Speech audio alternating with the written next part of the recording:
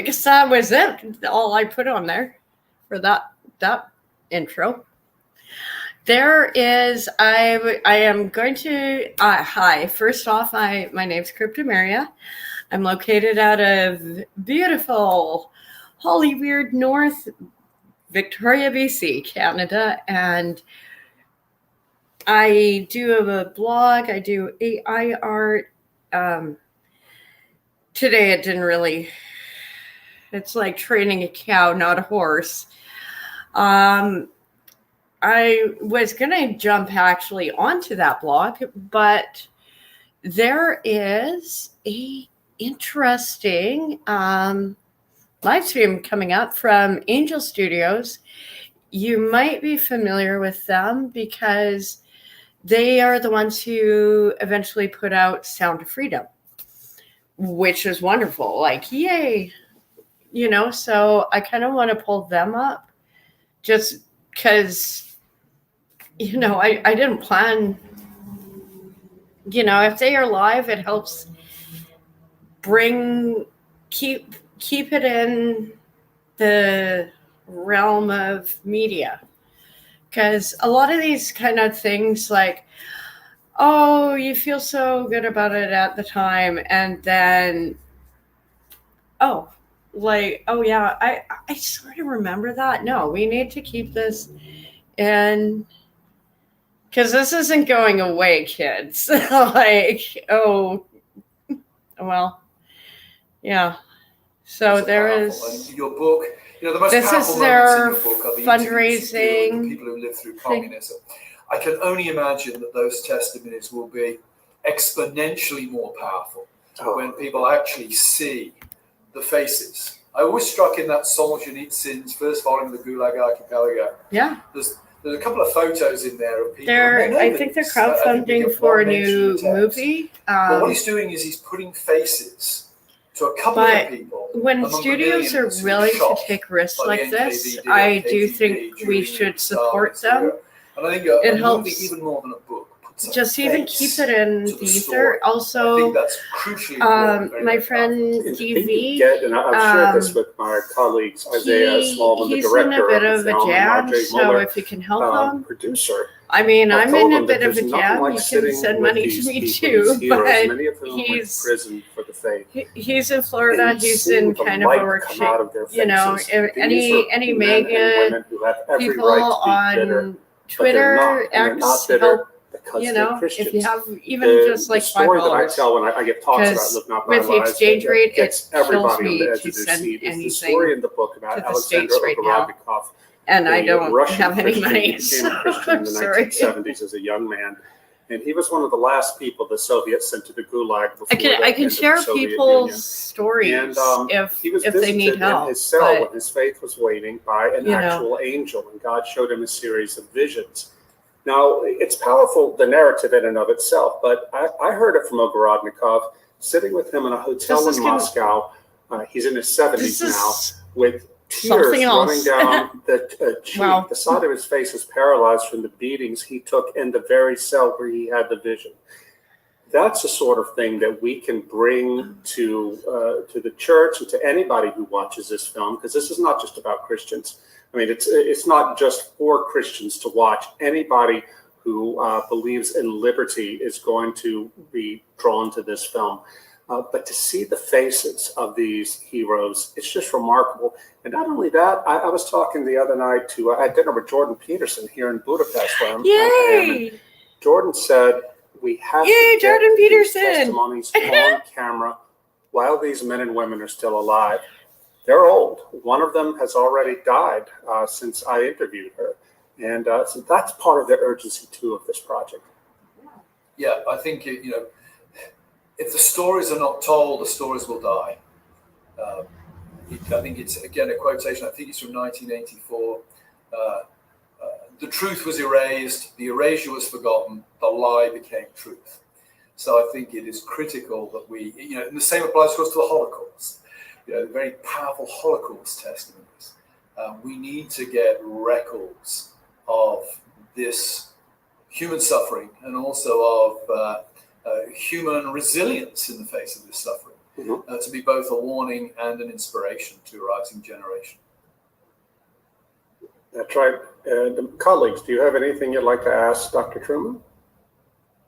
Yeah, I'd love to chime in. I would love to hear a brief outline of kind of the argument that you make as to why sex and sexuality is such an important wedge in this broader movement. Because I'll admit that I think that was one of those things that for a long time as a younger guy, I thought I was in the camp of, well, whatever happens over there happens over there. And I don't think I understood until recently why it becomes a collective movement, whether we want it to or not. And it's not as easy to say there's them and us, or there's that person who believes that and this. It actually changes the fabric of what all of us believe. But could you outline your argument for that a little bit? Yeah, just very briefly. So the way certainly most Christians think about sex or interracial, we think about it in terms of behavior, because of course that's how the Bible describes it. The Bible talks about certain sexual acts as being legitimate and certain sexual acts as being illegitimate. If you are uncomfortable with theology, this is probably not your channel right now. So, that's the intuitive way I think that most Christians think about sex. That's not the way that Western culture conceptualizes sex today. And one of the points I make in my work on enough lube, anything's possible, but the number of acceptable sexual behaviors there are. It involves a fundamental transformation in what we understand sex is. Sex ceases to be an activity and becomes an identity. Yes. There are intellectual roots for that. Sigmund Freud being most obvious. There's a technological component, because for that to be the case, sex has to be cheap and safe and easy, so contraception, antibiotics, and SA. But essentially, sex becomes identity in the 20th century, or becomes a key part of our identity. Yeah. And that's intrinsically plausible, because we know that the erotic is a very powerful drive. The reason I said, well, I did not plan this stream like this. Every American soap opera out there every lunchtime. But I mean, magnificent great heroes rather than just I wanted to hear what Angel Studios had to say. But the plot speaks to us because the erotic is powerful. We do know that that's a key part of who we are. But of course, once sex becomes identity, it must inevitably become political. Because then the sexual acts that are or are not legitimate actually track back to the kind of people who are, the kind of people we're allowed to be. It's not what you do, it becomes who you are. And in that context, there's a sense in which one can all sympathize with the case. Well, what if the two guys sharing a house next door? I mean, maybe they're just two guys sharing a house, or maybe they're two gay guys having sexual relations every night. What difference does it make to me if they keep their lawn? Nobody cares these days. Neatly trimmed, and they don't have loud parties. Please just don't shove it in the faces of kids. That's all we're saying. Then there's a certain imperative for you to recognize that. Mm-hmm. Both personally and, of course, as it's played out at the level of society as well. And that's where the sexual identity politics really begins to bite. Oh, it totally does. Once identity is involved, tolerance is not enough. Because tolerance says, hey, you can do what you want behind closed curtains, closed doors, as long as it doesn't interfere with me. And that you said in your recent First Things column that please just hear them out before you bring on the hate or cringe. Not simply be tolerated anymore. There's going to be worse persecution, right? Yeah, because it's essentially today's equivalent.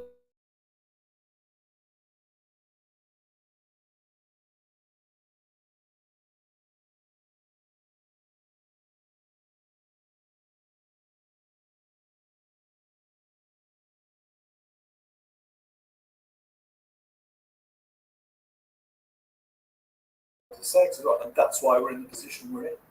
You mentioned at one point recently, well, not recently in your book, but the idea I pull on some of these series. There's a transition that happens. Or there's some more clips. Absence of affirmation becomes actively sort of aggressive. That's a transition that I think is key, and I never understood that before, but it's becoming more obvious because, as you pointed out, the attaching phobia to anything is now this catch-all, and it's like if you aren't willing to date someone who's different than trans or any other thing, if you're a straight dude and it's like, well, that's you not don't really want to date a chick with a dick. I totally understand. I think that's perfectly acceptable. Chapter of a book I'm writing it's not exactly that issue. Being Again, I like, think it's complicated. There's a strong I technological. just don't understand some one of the things that these social days. media has done I don't. Is it's really abolished privacy. It's abolished that distinction between public life and private life. Mm-hmm. And when you have expressive individualism, this idea that you have to, the real you is when you're able to act out on your inner desires. When you have that in a context where there is no private life anymore, then I think an interesting social consequence happens. And that becomes, if you're not performing on certain things, that looks suspicious. So, if you're not putting the Black Lives Matter symbol on your social media account, that would seem to indicate that you're opposed to Black Lives Matter, because there is no private you behind the public persona where you could be in favor of Black Lives Matter. So I think that the technological destruction of the private sphere, combined with this notion of what it means to be human, that we have to perform, is a very profound significance. And the chapter, This is a don't great steal talk. this phrase, Rod, I'm copyrighting this phrase. The title of the last section of this chapter is "The Signal is the Virtue." And I'm trying to make the point, we talk about virtue signaling, but actually there's no virtue behind it. There's no stable virtue behind the signal. It's actually the signal, it's actually the performance that constitutes the virtue today. And the problem is, as Ashton Kutcher and Mila Kunis have found out this week. I get into that again. The traditional virtue framework behind it, hey, the man is presumed innocent until proven guilty. They're trashy people. It's great. That's constantly changing. The only constant, the only moral constant in our world is that you have to perform. The content of that performance is constantly shifting, leading to these horrific games of gotcha and lives ruined because, hey, I happened 3 years ago to use language that was perfectly acceptable then, and there's still a record of that on the internet now. And this is why if people. Sorry, I'm watching another program as well. I usually have like 3 screens on and like what we now call wokeness, and a video game if I can. can. Through a version of this, and they're trying to. It's the equivalent of Harvard's grocer. Exactly. Tell that story. Well, it's his thought experiment about the shopkeeper in Prague who's required to put up a sort of "Workers of the World Unite" poster in his shop window. He doesn't believe it. The authorities know he doesn't believe it. Nobody believes he believes it, but he still has to do it because, to use a modern thing, silence is violence. And that's what I think about. When you think about a lot of online, nobody thinks Benedict Cumberbatch is a racist because he refers to colored people rather than it's a damn hot man. Very tall. Racism I wouldn't have to kneel. But he has to issue the apology. Too bad it's. We're having to use Rod, the phrase that Rod, the best one, Saturday. Took from Alexander Solzhenitsyn. We have to live living by lies at this point. We have to pretend that this world of performance is actually real and not some kind of simulacrum. Well, Truman, thank you so much for being with us today.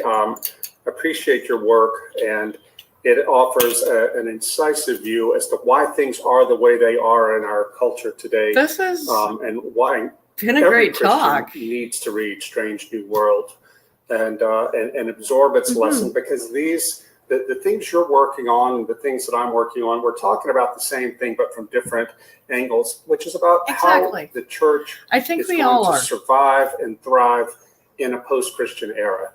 Yeah. And with that, see, the dogs are at the door. You can hear the running dogs. Release sounds. I didn't even do makeup today. I'm just for coming on to support us. I did so many resumes and emails. When we start filming. Sounds good. And we're back. Well, thanks again, Dr. Truman, wonderful for joining us. Such a great perspective that he brings to the table, I think. Yeah, it's his book, Rise and Triumph of the Modern Self, which I know we're here not to promote other people's works. We're here to talk about our project. Yeah, I know, but at the same time, it's like you got to promote other people. But, it is one of the most interesting books you will ever read. This is like a moment in history moment for me. Agree, disagree, whatever. the ethos of our project, of what Rod's trying to do, of the fight that I believe we are in, people who love freedom and freedom of thought, is to tell the truth as best we know it, and then engage with others who might disagree. And again, we don't have to get into a sidetrack. I just want to check on something. Guest here in a second, but I just it's an honor. It's a privilege. We'll say it every time we interact with you fans. Okay, kind of. I gotta come on, baby. All the best minds on this topic of. I just want to see the viewer count. Totalitarian instinct. 36. So yeah, watching? really appreciate that. We gave you part of the interview. The full interview is going to be released later this week, and so stay. And we'll plug socials and all of that, but be following Angel Studios and their social media, various platforms, and you're going to get the full interview with Rod, with Dr. Carl Trueman, with Isaiah. And then my dogs barking in the background, as you heard, Bear and Bella. Shout out to them. Right on cue. Hey, puppy love. Yeah, so that was great. And now sorry, I'm silly we're tonight. Tee up another interview. I'm not drunk. We're I'm lucky just enough to have our good friend. I need more food. Dennis Prager. I think that's who, what it is. I assume if you're watching this, you know who Dennis Prager is. You've heard of PragerU, but he is a nationally syndicated talk show host. He's heard on more than 400 stations. To say nothing of all the podcasts and fireside chats and things that he does. He is the founder of Prager University, prageru.com. I'm kind of on the fence about those kids, but I'm letting it roll. I'm letting it roll. Under the age of 35. Some things I like, some things I'm like, he's a New York why Times would you bestseller. say that? He's a theologian, a Jewish scholar. The Rational Bible is a multi-volume series that he's doing exploring the Torah. He conducts symphony orchestras. He's traveled to over 130 countries. He's lectured on all the world's continents. I'd love to go to an expert 130 specifically. countries. The reason we wanted to have him on is his area of expertise. The thing that he studied in graduate school at Columbia is communism and the history of communism and Russian history, but I sort of Jewish see history. the world. But so we had Dennis on to talk with us about all of these subjects and more. And again, we're going to play you a truncated version of that interview now.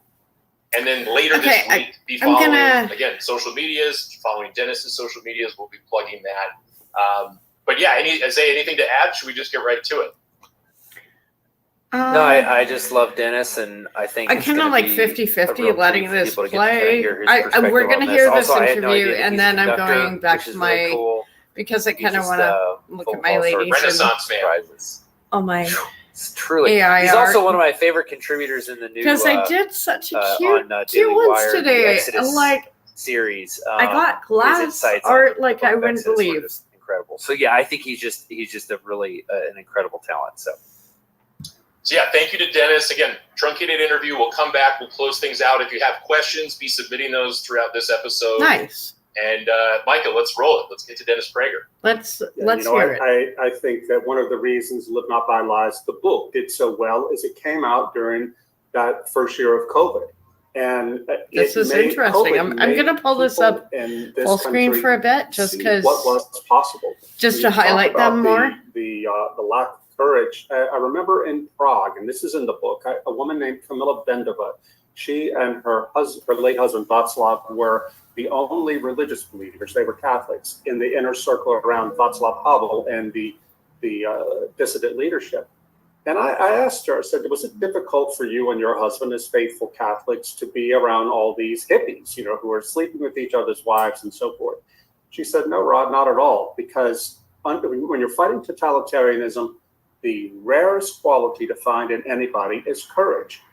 Almost all of our fellow Christians kept their heads down and conformed because they didn't want trouble. But my husband and I knew that we couldn't do that. We couldn't stand before God and do that. We couldn't look in the faces of our children and be that way. So we looked around for the people who were courageous. And it turned out it was these hippies. So I took a lesson from that for my book, and I hope we can bring this to this film project, which is look for allies, not necessarily in your church or in your synagogue, but look wherever you find people who are brave, who will not conform, will not live by lies. You will love this following statement then. I have studied the rescuers of Jews in the Holocaust all of my life because I think goodness is at least as big a riddle as evil. So I've tried to figure out what type of person did this. And it kills me. I remember where I read the book, but I couldn't afford it. I was so poor in my early 20s. But I was visiting my brother at Harvard Medical School, so I was at the Harvard Coop, the bookstore. And there was a book on rescuers of Jews, non-Jewish rescuers of Jews in the Holocaust. They gave four characteristics. I don't remember three of them. One blew my mind. And they said, the people who studied these people, if you were considered an eccentric prior to the war, you were far more likely to be a rescuer of Jews during the war. And since then, I have always admired eccentrics, just what your friends were describing to you. And see, I'm really on the fence about PragerU. Been eccentric enough. In I actually like the parody accounts around them better. I hate to say it like that. I'm a horrible human being. I don't care. I have to say, in all the depressing things, nothing was as depressing as the instinctive obedience of churches and synagogues to irrational, this is key, irrational secular authority. Okay, this is getting boring. To religious institutions for liberty, then we are really in bad shape. We are. Dennis, well, I do have a really good clip. This is why I want to kind of shut this one down. Just because I have a really good clip. If you're familiar with Pastor Arthur went to Bratislava, from Calgary, Slovakia, again, teaching at a Catholic university. Viva Fry has a good clip about how the good news that is the Germans all are going played to lose out. this war, but the bad news is the Soviets are going to be ruling this country when it's over, and the first thing they're going to do is persecute the church. So he spent the next few years he had when they were at liberty. This one's really heavy. I posted the link. So when the Iron Curtain fell, the Slovak Catholics who listened to him, and they didn't all listen to him. Some of the bishops said, "Oh, Father, you're scaring people. Stop talking about this." But those who listened to Father Kolakovich, they had a strong system and network in place to help each other through the persecution. Why do you think it's important to learn the lessons from people like that right here, right now, in the 21st I'm just gonna century? let it. I'm laughing because Oh no, you okay? Something out as a warning, right? Those who don't learn from history are. No, love and prayer, sir. Like, here's your link again. I'm gonna pull up my website because it's interesting. They're talking about prosecution of clergy, and we have a big case in Canada. We still have a lot of big cases tonight. Oh, good. Well, if it helps you,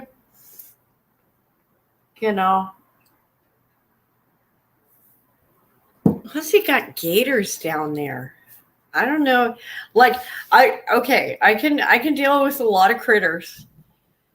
Deal like lions and tigers and bears, oh my. But gators are like, I don't know. Like, I know you can negotiate with them sometimes. Not really, but sometimes, like, I don't know. But even like, I have friends in West Virginia, and they like show me pictures of their spider pets, and I don't know if they're pets or. I did know one guy who got bit by he's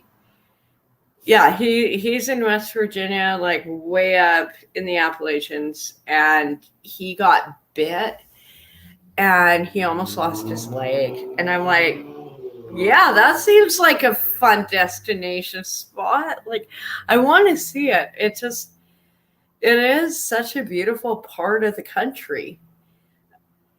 I know a lot of people don't think of, but I love abandoned buildings and coal mines and drawing them and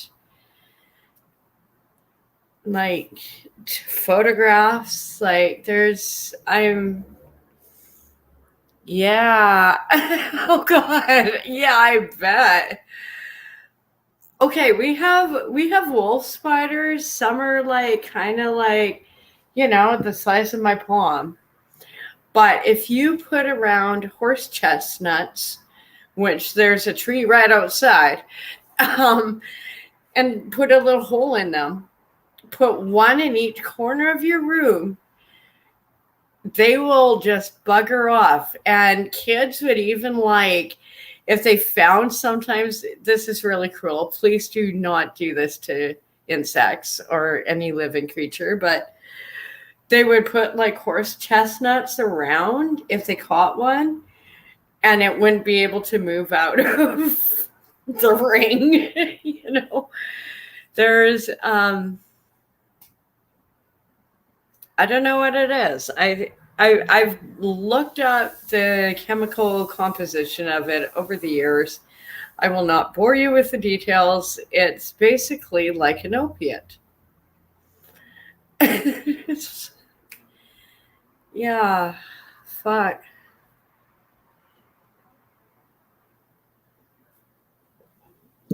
Well, I think everyone kind of, haven't seen too many details about Hurricane Lee. That was coming up from, and hit Nova Scotia and New Brunswick. But I think everyone's okay. People are really, they're prepared like more. You go through ice storms in the winter. You go through heat waves in the summer. It's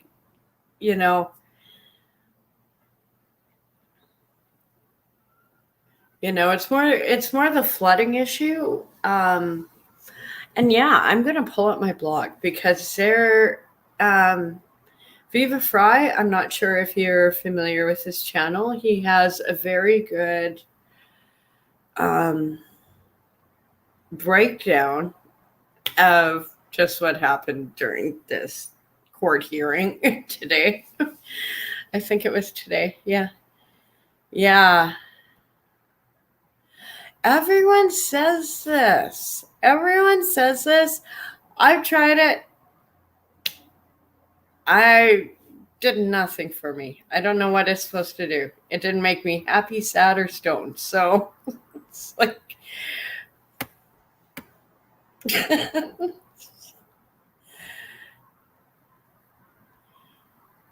okay, where is it? Yes. Here we go. That's the one I'm looking for. Sorry.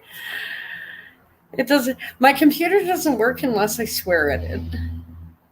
So, and after I get through this blog, I don't know what it's supposed to do. So maybe that's why I'm confused about it. And she is gorgeous. Oh, yeah. Sometimes I get lucky with these prompts, but you know what? AI just refuses to make me white. It's like I really had to go out of my way to get AI to make me look like this. If I just put in all my details without putting in blonde, this is how AI thinks I look.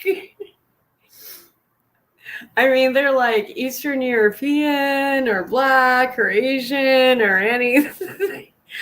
I love this one. This one turned out good. And a lot of these, she is, damn. So this is the article I was talking about. I think she is a good lead-in. All right, this is going to not be a particularly well-edited video. This is just for locals because I don't know if any of you called in the call-in number to hear Art Pawlowski's sentencing Oh, God, But it seems that people didn't know how to use their mute button on the call-in, and you couldn't hear a darn thing. And then the moderator or whoever was doing it was saying, like, please mute your mics. And then I think they tried to mute everybody's mic, but it then muted the audio for the judge. And hold on, get over here. And then they unmuted everybody at the same time, so you heard nothing. Nothing of the most important part, which was the actual looks sentencing. like Susie. The head's the bottom Susie. line, by the way. The judge sentenced Artur Pawlowski, who was convicted on mischief and breach of bail conditions, this is to insane. time served, because he had already served 58 days in remand, which counted for 74 days of jail time. And the judge sentenced him to, am I looking at the right camera? I am, okay. Judge sentenced Pawlowski to 60 days, and because he had done the equivalent of 74 in pretrial remand, sentenced to time served. But the judge sentenced him to 60 days. For mischief and breach of bail conditions, 60 days was in line with the jurisprudence the judge cited, if anybody was able to hear that part, which I was. The judge said the breach of bail conditions has become a way of criminalizing the process, where you issue these bail conditions, which are onerous and excessive, and then when someone breaches them, they get criminalized on the breach of bail, where their original crime itself wasn't that bad. And then the judge went in to describe some of the mischief charges and other prior convictions for mischief activists who get arrested and don't think they're doing anything wrong, and yada, yada, yada. The judge sounded like he got it, had to sentence him to something. The defense was asking for 7 days for the mischief and 1 day for the breach of bail. The Crown was asking for 8 to 10 flipping months. 8 to 10 months in jail. Had he had done 74 days equivalent, almost 2.5 months. So the Crown wanted to go back to jail for another, 6 months or so. Nothing outrageous about that. Judge got it right within the realm of this injustice, and so Artur Pawlowski, sentenced to time served, is out free to go. And people on Twitter are hailing it as a victory. And I was I don't want to be the wet blanket and fight with allies. I just said, look, this is not a victory. This is not justice. This is just an end to the injustice, and there needs to be political retribution for what Trudeau and his regime has done to Canada. So that's the update, because I don't think anybody was able to hear that. Enjoy it. I'm going to try to do a car vlog for the rest of the world, but locals. Oh yeah, peace out, peace. Now I got to go afternoon daycare. Okay, peace, peace. Wow. Okay. Yeah, you stay safe, sir. You stay safe. Yeah, just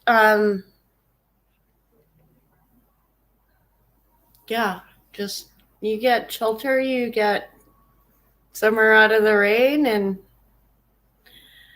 if you need to, if you start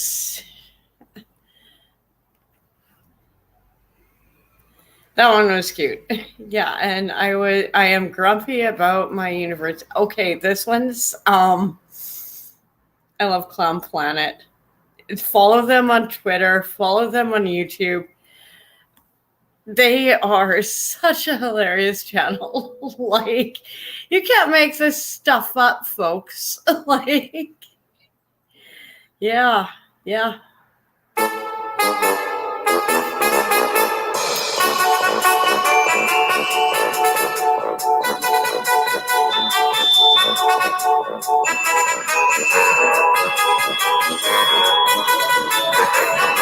Oh God, like what? Sounds like my ex. An ex.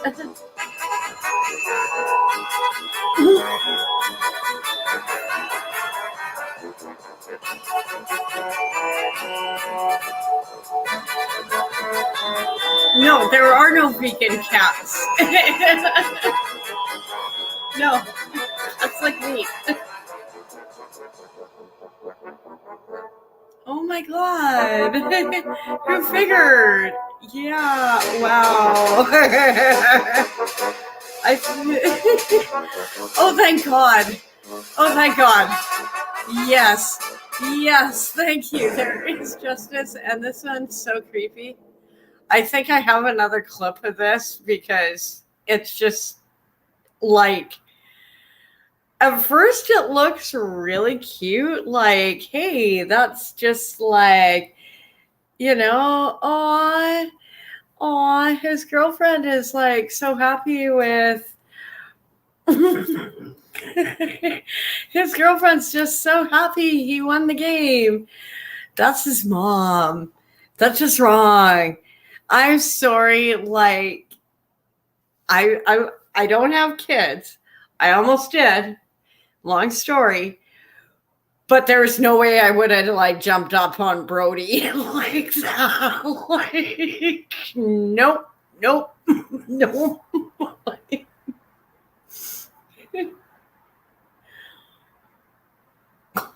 God.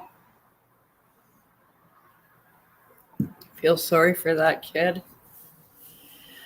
Oh well. C'est la vie. See, this is the one Tom was wanting me to redevelop, but it just didn't turn out today. I got this, which is beautiful. And yeah, my university is just screwing me around. I might just go back to you, Vic. She turned out good. I might try and do this one again. And I just, oh God, yeah. Welcome to China. Quick Dick is an awesome awesome channel. Just good old farm boys from Saskatchewan.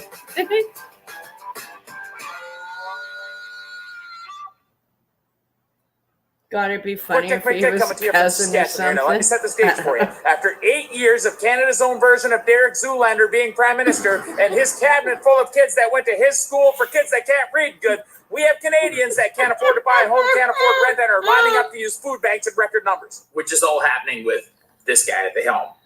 Now, his solution to fight food inflation is to get all the CEOs of the big grocers in Canada to come to Ottawa and present the plan to him of how they are going to curb food inflation or else. No, it's not going to work. We'll take further action, and we are not ruling anything out, including tax measures. Now, I realize more taxes. Yes, that's going to add.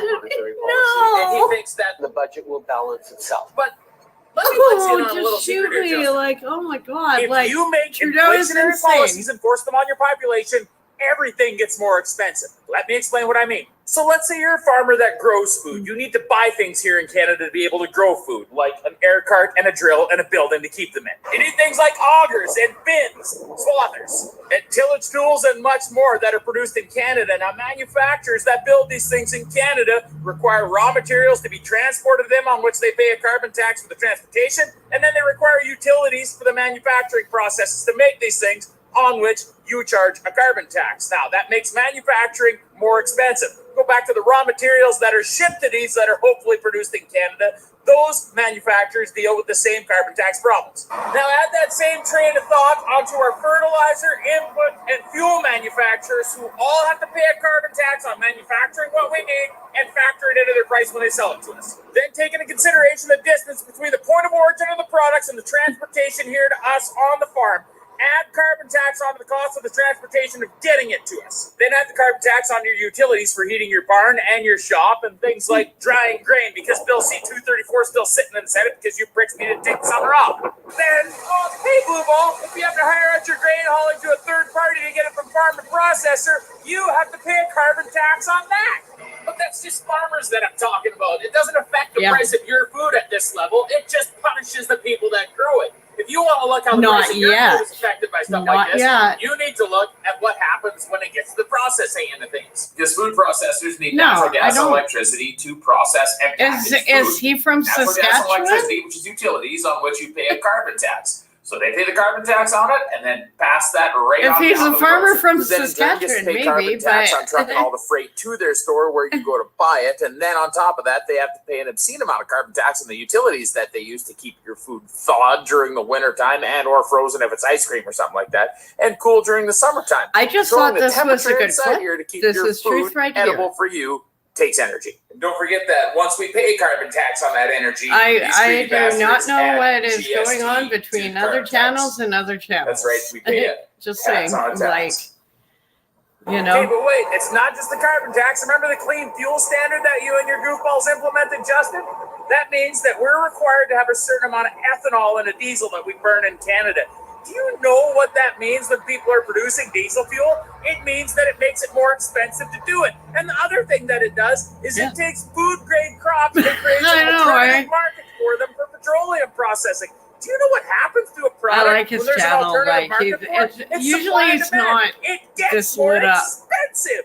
Then, of course, don't forget about the clean electricity standard that's coming in, which by 2035 it's going to fuck us over so bad. You have no idea. Electricity that we use to process food and store food at grocers. They are just screwing over make it the way prairies. cheaper for groceries here, eh? But don't worry, they give you one of these little checks in the mail, which is supposed to make up for all this bullshit, and then they want to blame grocers for all the problems that are going on. Exactly. They've got inflation so bastardized, they don't even know they're doing it, and then they stand around and give themselves a hand for it.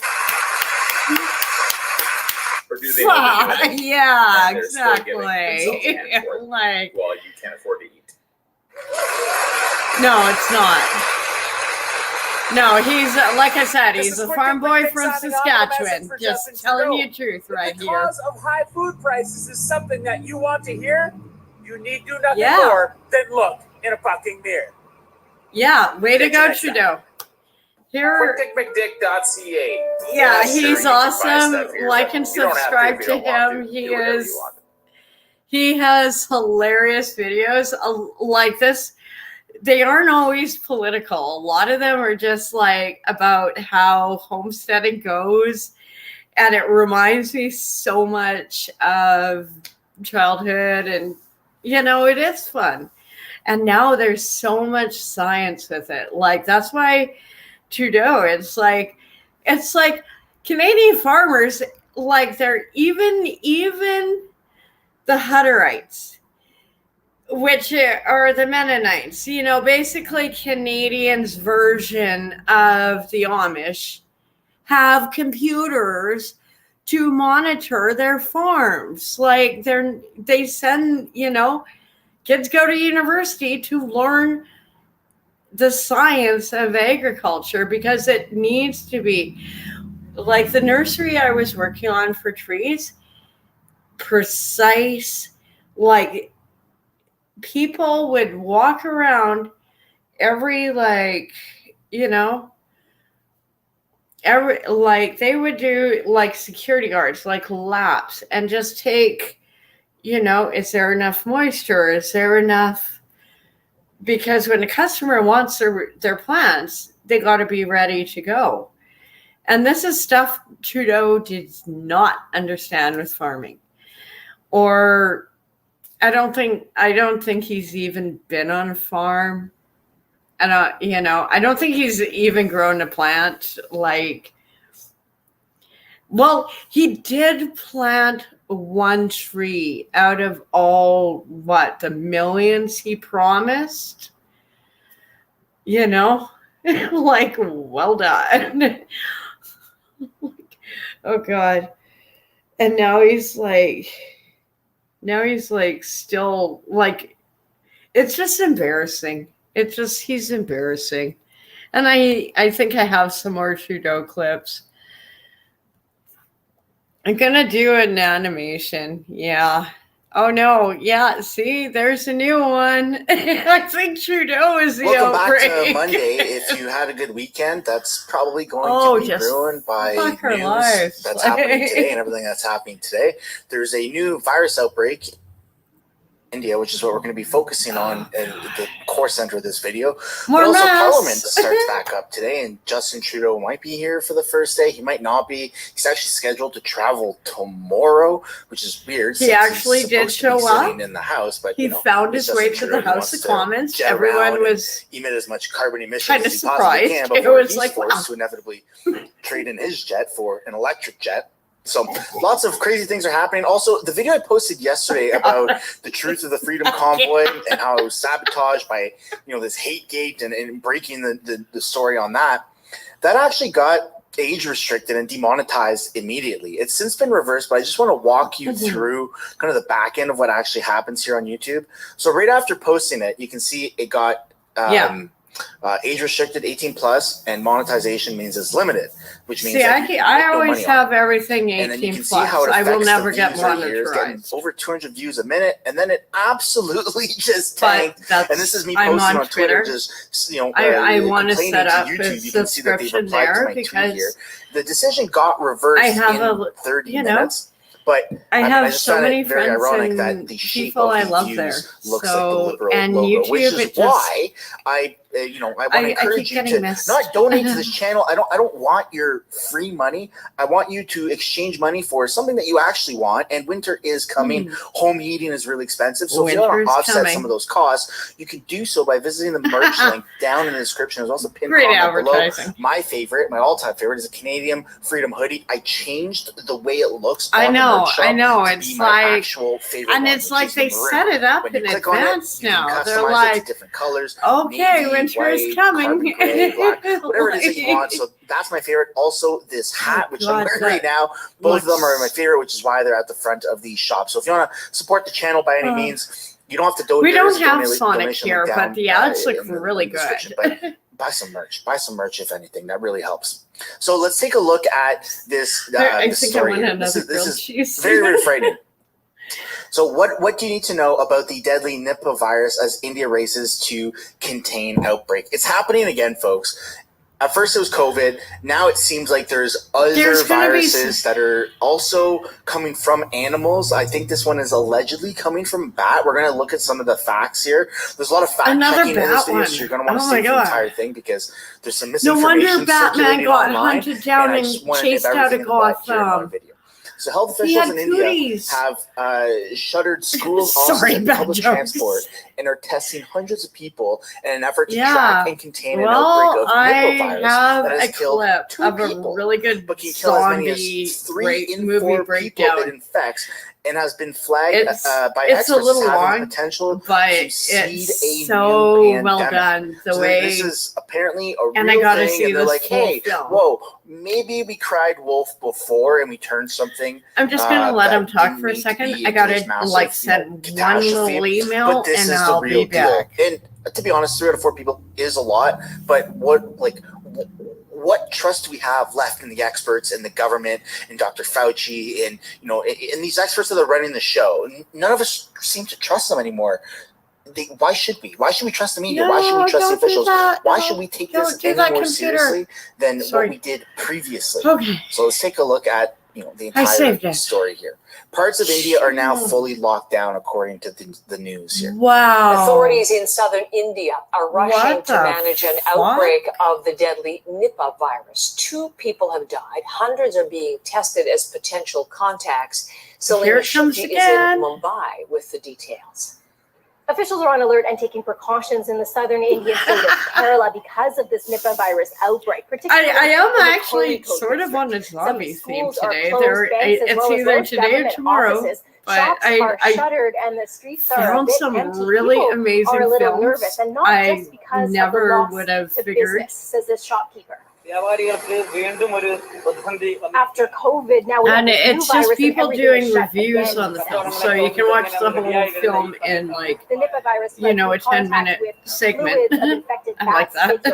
Is rare, but has One have to speed up. I hate doing that. During the first one 5 years ago, this is really 23. Should we be worried about this? Now, authorities say that in this case, they are taking every precaution possible. Kerala's health minister says all of the this is going to go bad. I already know. I already know. In isolation. People are going to be dumb. 700 people have been confirmed and identified as people who have had some sort of contact with either the victims or those who this are is going to go dumb. They are being tested. You already know this is going to. State has set up containment zones in the district where the infections are clustered. The federal government is also rushing in help, sending in experts to help with monitoring the spread of the virus as well as with contact tracing, while infectious disease specialists are working to study the strain of this virus known to be so deadly, with the state on high alert. Salima Shetty, CBC News, Mumbai. So the reason why we're talking about this on this channel, you might be wondering to yourself, hey, Mr. Sunshine, you cover Canadian politics, things that have to do with Justin Trudeau. Exactly. Why are you covering a Nipah virus? Well, let me just refresh your mind on this question that I assumed you have asked, but may not have actually asked. Justin Trudeau just came from India, and his stay there was actually extended beyond what it was supposed to be due to his plane breaking down or all of the different allegations and conspiracies that are involved with that weird situation. He just came from India. Now, India's a huge place. What are the chances that he brought back Nipah? I don't know. None of us know, but we do know that there seems to be somewhat of an agenda. That's kind of, everyone can kind of agree, hey man, this is very weird. And what's even weirder on top of this is the other week, Dr. Tam did a press conference and everybody was wearing masks. And there's a real possibility that everyone today in the House of Commons will also be wearing masks. I don't know when this video will actually get published, if it'll be before question period starts or after question period. I'm hoping it's right out before, because I would like to say to you, if you want to watch question period live, come over to my second channel called House of Canada, where I stream every single episode of question period. I call it episodes because it really feels like a sitcom TV show. So the link for that is down in the description. Here's a press conference, a real press conference that happened a few weeks ago. And as you can see, everyone's wearing masks. And I'm under the impression that everyone in the House, at least on the Liberal side, will also be wearing masks. This is before the announcement of the Nipah virus outbreak, to my understanding. Today I'm here to talk to you about Health Canada's authorization of the new Moderna Spikevax COVID-19 vaccine targeting the Omicron Are you fucking kidding me? 1.5 subvariant. Oh We've authorized this vaccine for people I cannot 6 do months another of round of age this and older. shit. The I'm vaccine was authorized serious. after I really independent and thorough can't. scientific Like, review for I don't safety, think anyone efficacy, can. and I think quality. we're going to And this tank our included a review of economy, data and from several Canada studies will of the be a primary third series world of booster nation. doses of the We Spikevax cannot vaccine collected over the past few suck it up. Sorry, you're going to After kill assessing all the grandma. data, we've concluded I that hate there to is say it strong like that, evidence but showing that the benefits of this vaccine outweigh the potential risks. Individuals who are 5 years of age and older should receive 1 dose of the vaccine, regardless of the COVID-19 vaccination history. And children between 6 months oh and my 4 God, years of age I've been should around receive 2 COVID so doses much. if they have not previously been vaccinated with the COVID-19 I'm pretty much, vaccine. And if they it would have be the been previously equivalent of vaccinated with 20 1 or more boosters. doses, It's like, they should just receive a screw single off dose. about my body. This vaccine is Like- anticipated to provide a robust immune response that will be effective against the Omicron XBB.1.15 variant. From the start of 2023, COVID-19 indicators I think have been on everyone a says decline fuck to town. historically low levels for a number of months. In the last few Fuck weeks, that dude. we have started to Yeah. see an increase in Evil COVID-19 cunt. indicators across many areas of the country, including hospitalizations. Here's some good news. Preliminary clinical good data news have shown from promising that cunt? immune responses she from doesn't the have a cunt. XBB.1.5 what's the damage? vaccine, the vaccine Holy receiving regulatory fuck. authorization today, against various Omicron Oh my sublineages, God. including EG.5 and BA.2.86. Holy fuck. This improved immune I response hate you, is Rogers. expected I'm going to have better to protect go against in the and talk strains about that are this. circulating in our communities. There's got to be a better way to do It has this. been But more than 6 months since your last dose of COVID-19 vaccine or your last infection. Your protection from the virus may have waned.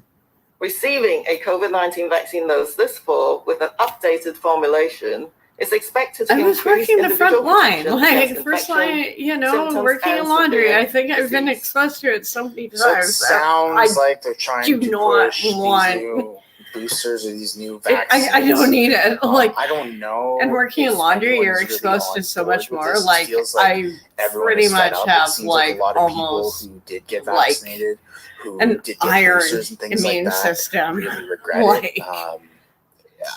I don't know if the trust is there anymore. No, it's I not feel there. like mainstream media and governments across the world, but let's just focus specifically on Canada.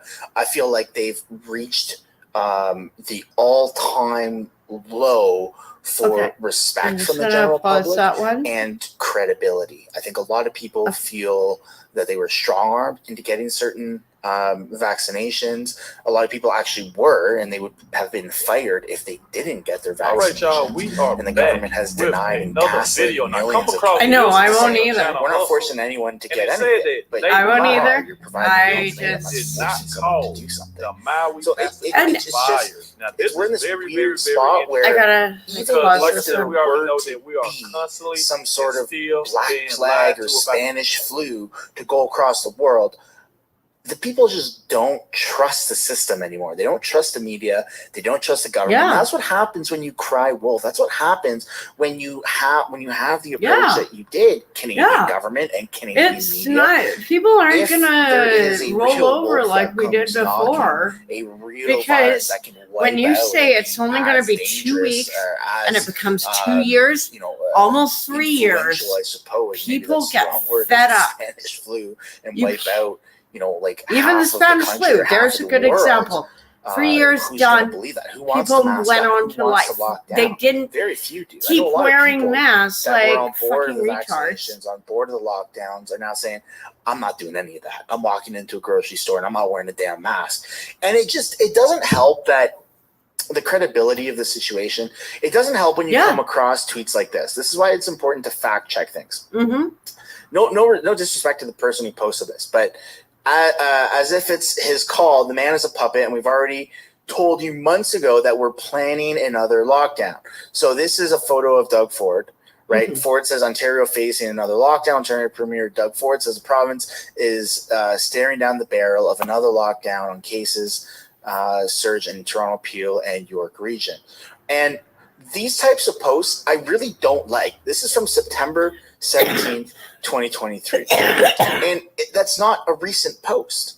When you Google this, here's the proof. The refresh page. Ford says Ontario facing another lockdown. You Google that, and it's from 2020, 2019, maybe even. People are trying to ramp it up. The title you matches. will get this trolls. Is not from 2023. It tries to. No Canadian politician has currently said that lockdowns are coming. Even the politicians are like, fuck Theresa that. Tam like, has done a press conference, and this is the video that we watched from Theresa Tam is on the National Post. She's the only website, one and who's from really September doing 13th. this. So I assume that the press conference was in and around September 13th or September 12th. Yeah, it was on CPAC. So no one has said that real. Masks are coming back. I never really know mandates are coming back. That lockdowns are coming back to Canada. It's okay. It just seems kind of suspicious. I'm glad I pay my their paychecks with my taxes. During those comments in Parliament, if they're wearing masks, then it's probably an indicator that it is going to be a federal policy soon. What I keep saying. We have yet to see Justin Trudeau domestically wear a mask. We don't know if they will do that. This is why all of this I try and highlight do that because I feel like another wave of mandates are coming. I just don't know to what extent, and it really doesn't help the world that India is having some sort of outbreak with the Nipah virus, right? It's not good.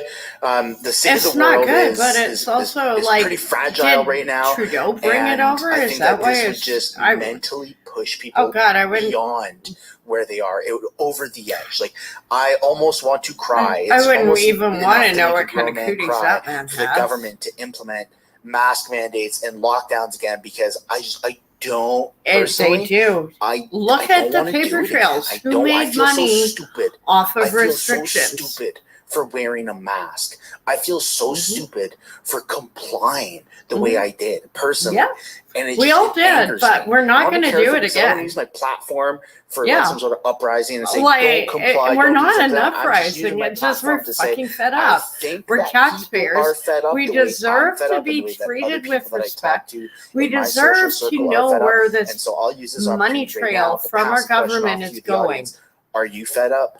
Will you comply? I'm fed up. How do you personally feel about the potential of some sort of mandates, some sort of lockdowns or masks coming back. They've been trying to gear it up, like Alex Jones, and now you have this. Because you're going to have another crisis. Seems like socially, at least through online, when you and you get disregard these media people who just never took it off. Independent media and just Twitter users and things like that. When you filter through all the bots and through all the misinformation and disinformation, all the trolling and crap, it feels like people are just fed up, and that's why you have hashtags like "I will not comply" or "Do not comply" trending all the time. Why you have do not comply creators that we like. Sorry, I'm not complying. I encourage you not to comply. I know. Because I think everyone's fed up. It's so uncomfortable everywhere, I don't know if we could. I don't think I could. We cannot let our kids go through this. We had normal childhoods. We owe our kids normal childhoods. No more masks. We're done. Yeah. So sorry. Down below in the comments. If grandma dies, grandma dies. Sorry. I know that's awful to say, but that if you want to support the channel, I have financially by any means, I'm going to get into that one when he finishes. Down description. It's a better way of getting something for your money. Aside and from he just had a baby, so if you buy a hoodie, I kind of want one, but I just can't afford anything right now. Just subscribe. Like the video, share it to Facebook, whatever you want to do. Thanks for watching. I will see you all in the next one. Bye for now.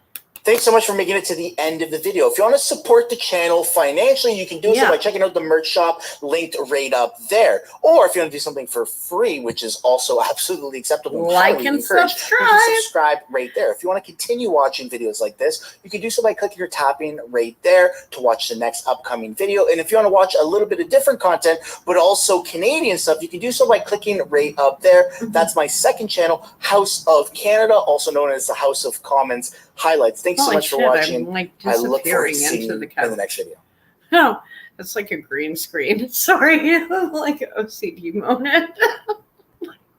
I'm so blonde.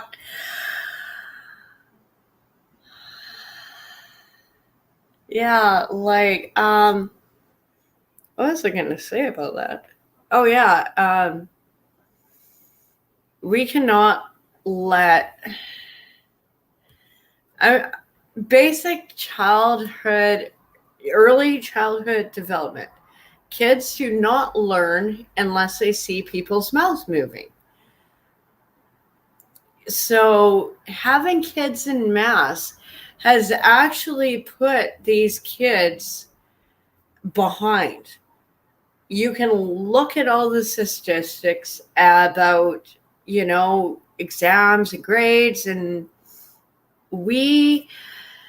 never before in human history, quite literally, have we put old people ahead of kids.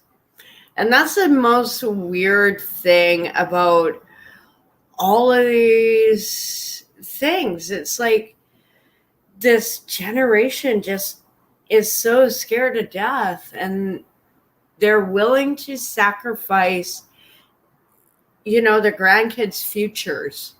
So they have that extra few years. And that's been the most disturbing thing about the pandemic. But I think part of it is because a lot of these people are, elites with a lot of money, which you can't take with you. And I'm sorry, when you hit those pearly gates, Jesus doesn't care what kind of coin you had in your wallet. But the way they're organizing their wealth, and it's just, I think we should, it's the more people who just make little comments and say things. And a lot of people are scared too. I don't have kids. I don't have a husband, so I can say things. I don't care. People hate me anyways. It doesn't matter. I'm like the villain in wrestling. Just bad jokes. So I'm going to pull up the other one, but I think we need to just say no this time. Otherwise, we lose democracy. And I know that this is such a controversial statement. And especially when I still see people walking around on trails in the middle of nowhere with a mask on, or in their car alone with a mask on. Okay, if you have this, you know how you have the flu, stay home. Sorry, just sucks to be in the penalty box. And some of us just have allergies. So wearing a mask, as someone who's had allergies, like, I'm sick, like, you cannot, like, I had to take like double, triple antihistamines just because you're like guzzled all the time. So no, I'm not freaking doing that again because, well, first off, I can't afford all those antihistamines. And second off, it's not healthy for you. And third off, we're going to have flu season. The BC government actually did a shady thing. Well, it's not really shady. 5 years before, I think it was in 2015, like right around when Dr. Death Bonnie took over, we stopped reporting flu deaths.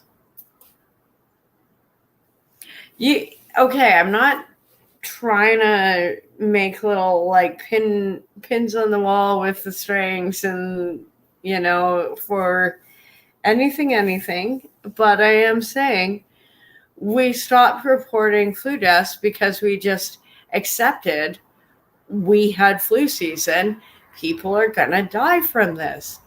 And then in 2019, we had a really bad flu season, but it wasn't reported the same way. And then when all the lockdowns and all of that happened, and she like worked for the military. She does, and the reason I lay into her, I wish I could lay into her, but not in the fun way. I mean in court.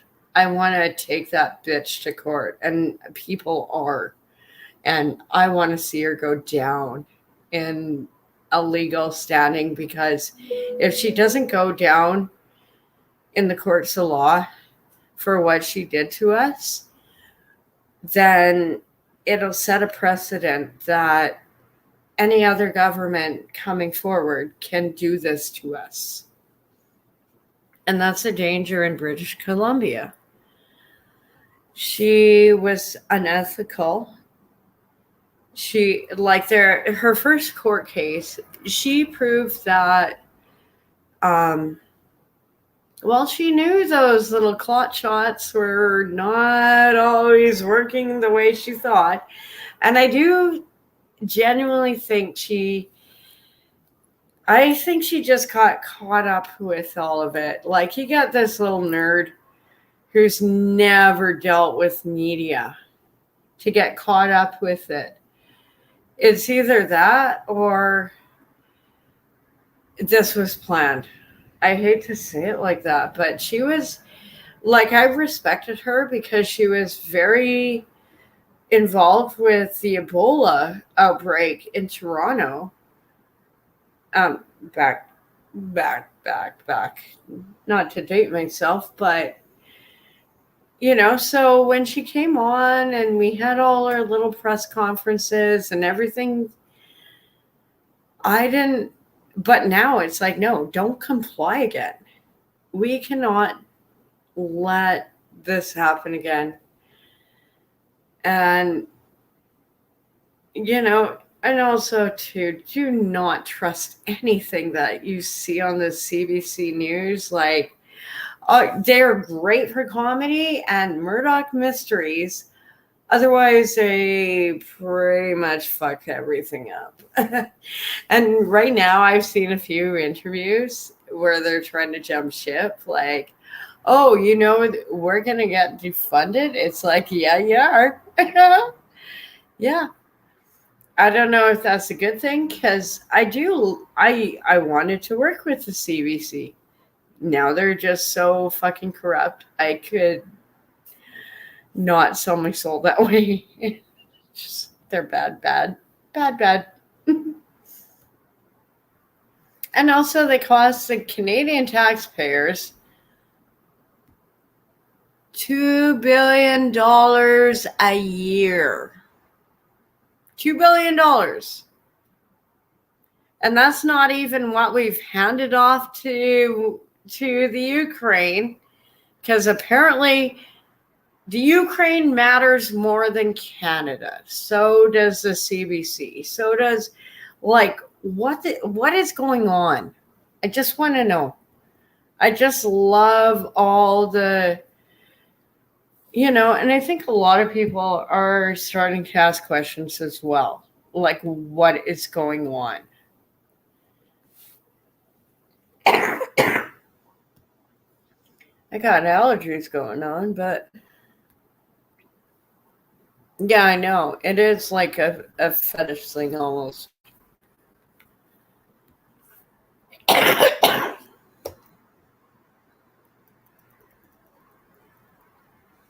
Like, she turned out so... I like this one. And I actually want to do this one because one of my favorite ice creams is chocolate mint, or like mint chocolate. So I think I was thinking of ice cream when I made that one. Oh God, wow. Don't fall for this common scam. Today I gave a price on pressure washing a house. After I took a look around the house, I got a price together and I gave it to the customer. After hearing my price, the customer told me that another pressure washing business gave them a price that was $100 cheaper, but they wanted me to do the work for the other company's price. I told them that my price was my price, and if they wanted to use the other company, I totally understand. I got the feeling that this customer didn't have another quote from another pressure washing business, and they were just trying to get me to lower my price. So I told the customer that I was going to decline the job, and I thanked them for their time. However, as I was leaving, the customer stopped me and told me to go ahead and pressure wash their house. I had them sign a contract, and they are on the schedule for next week. This is a common way that customers will try to get a discount on their price. They'll make it seem like that small amount of money is a make or break for the job, just so they can save a few bucks. I think a lot of people in the community will be praying for you. Because, it's rough. Oh God, I keep seeing that video. It's like, wow. Yeah, it's like it just will not make me blonde sometimes. This one's crazy. I don't want to pull her up. I have other clips. I love this one. Like, the jewelry is just freaking gorgeous. And it makes me really think of like Egyptian things. And we have more on Hawaii. Let's pull that one up.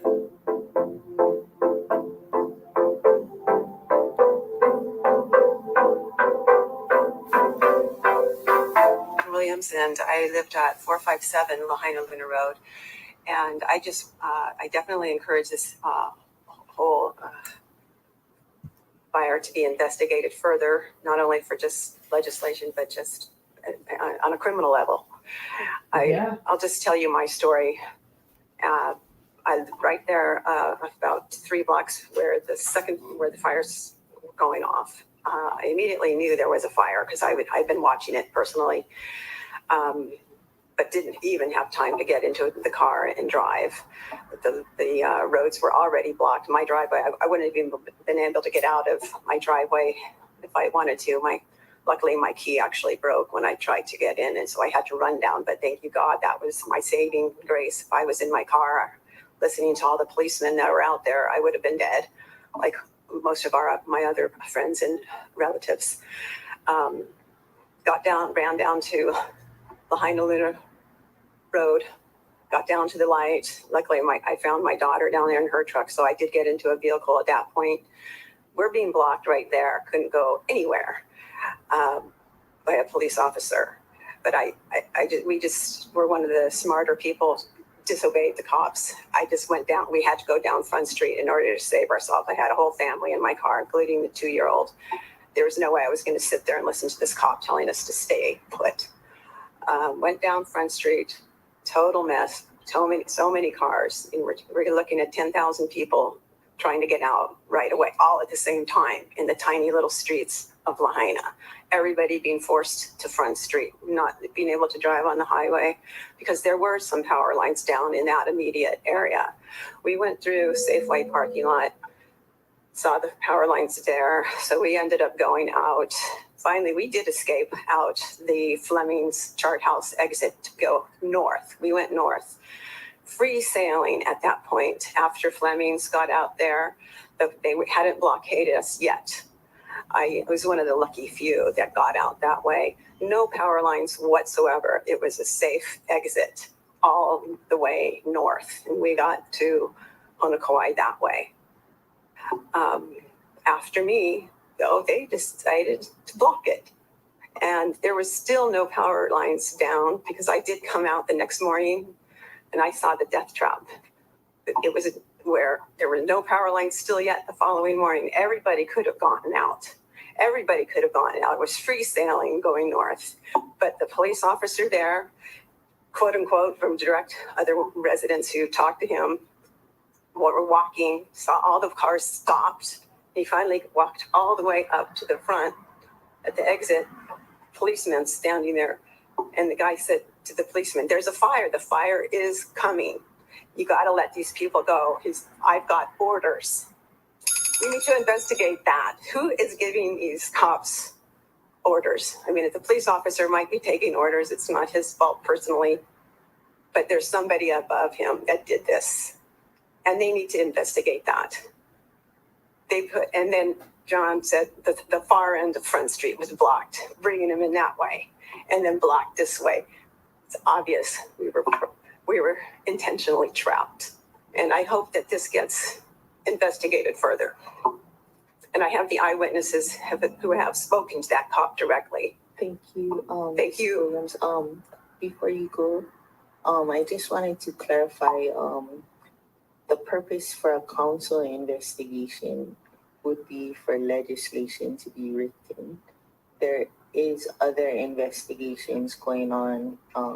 That's the good. Attorney General, that thing that I read in the beginning, they could find criminal liability, but that's not, I just wanted to clarify, that's not anything that... Yeah, I kind of realized that when I got here this morning, that's what more of your point, but for everything, yeah, I wanted to share that, all that information so that you can do what you need to do for your legislation. Sorry, there is an amazing sunset happening. Well. I'm not gonna, I can't.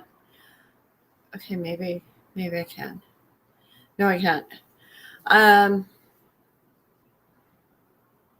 Oh God, yeah, I'll try it. I hate doing this. Give me a second. No, I better not. I'll shut everything down and I will. Rogers is being so damn fussy lately, and I'm going to have to go in to talk to them because it is so ridiculous what I'm paying.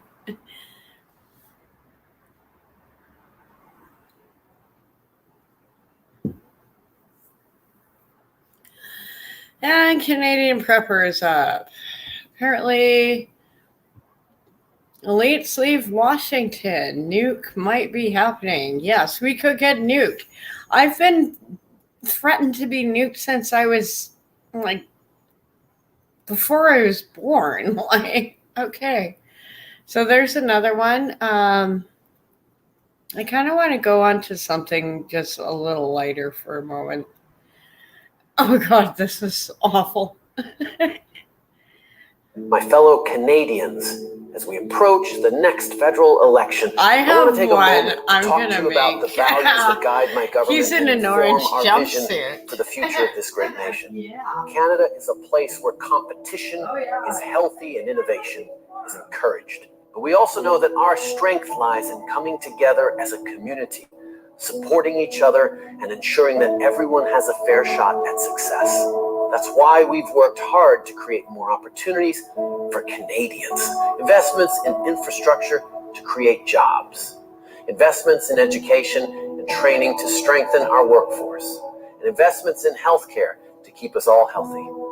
We know that there is still work to be done, but I believe that with your help, we can build a Canada that is even more prosperous, more inclusive, and more compassionate.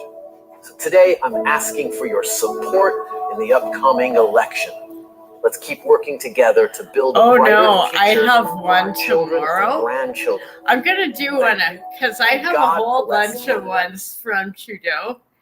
I never put together in an animation, and the way I've been speeding up, like the photos. Because a lot of times I've been wondering, like, AI, like, this is like gibberish. Like, I get gibberish language. But the one I did of closing time, it said, like, quit today. And that was a bunch of just, oh, God, I think that one was like 10 clips just to make that little few seconds. Oh, it's a beautiful sunset, but the jet went by and I want to read this one. Here is a list of all the restaurants that have opened or closed in Victoria so far this year. This is a brilliant article. I'm going to pull it up on my phone. Let's see if it'll load. Sometimes they load, sometimes they don't. Okay. Yes, it loaded. I love it when stuff works sometimes.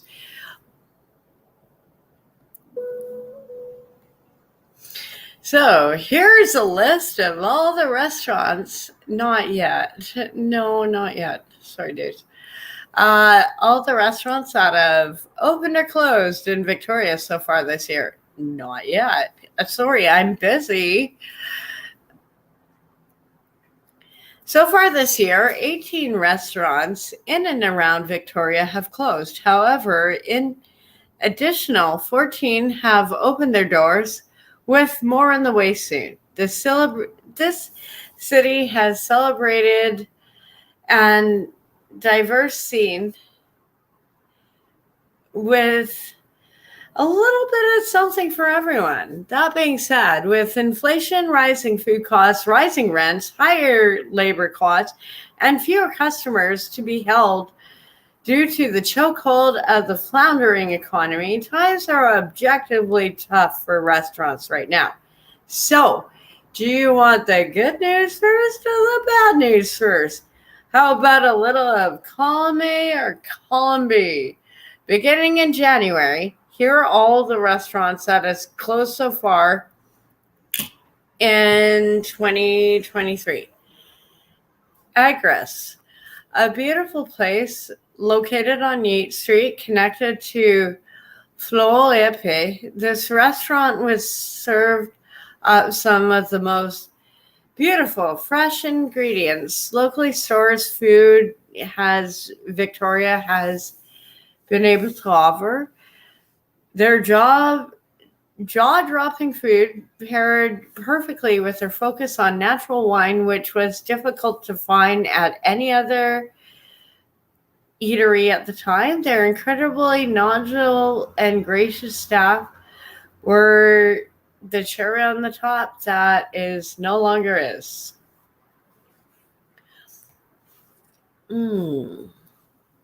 King Segoya closed, and the spot now occupied by Victoria Hoka.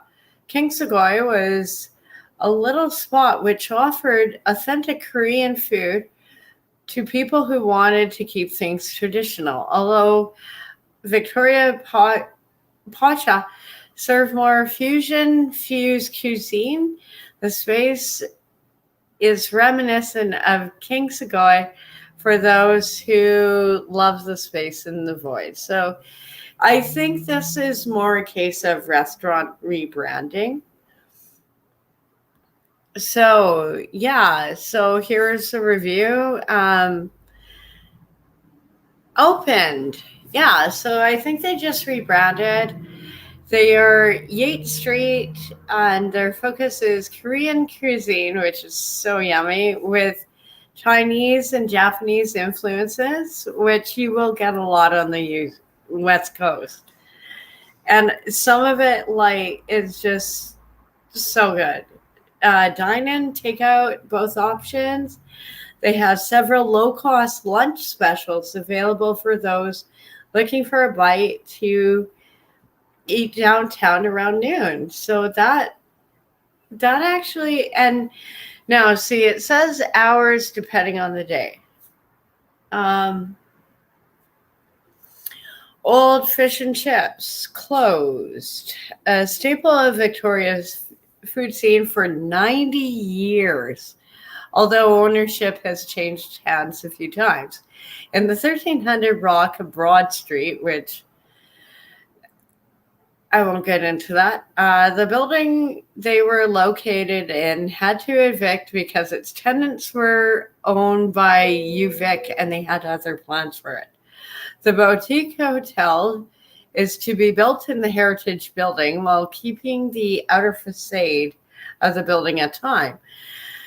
UVic also evicted St. France, but they were successfully able to relocate in Vic West.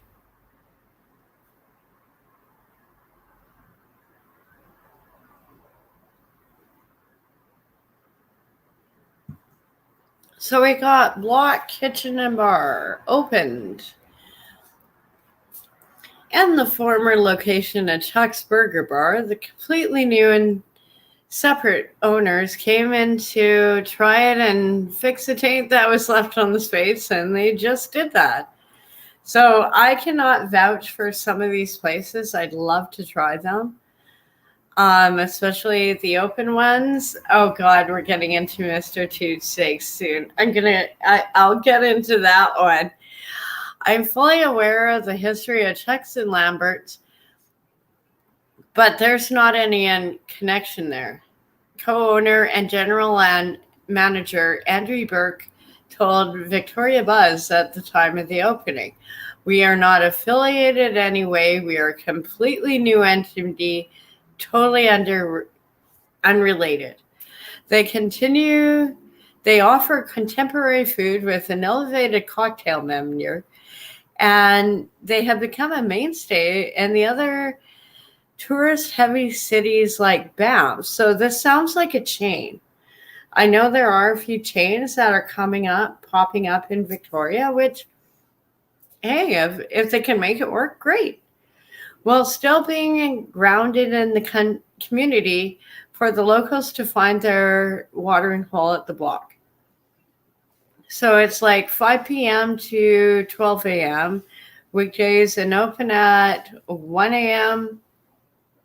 Open until 1 a.m. on weekends. And unfortunately, Mr. Tube Steak, yeah, it was a mainstay of any drunken night in Victoria, as much as any mainstay of an afternoon trip to Capital Iron, and it's now no longer. No one thought of hot dogs and smokies as tube steaks until they were brazen enough to call them that, and now not even the term grizzly can take over in Victoria's Mines palaces. Oh God, why can't I speak? They did try to sell their card online, and for a time it did seem hopeful there would be a Mr. Two-sake, but now that's not going to happen. And if you are local to Victoria, you could go outside of Capital Iron, get all that awesome camping gear. Or Capital Iron you can literally do all your Christmas shopping in that store at one go.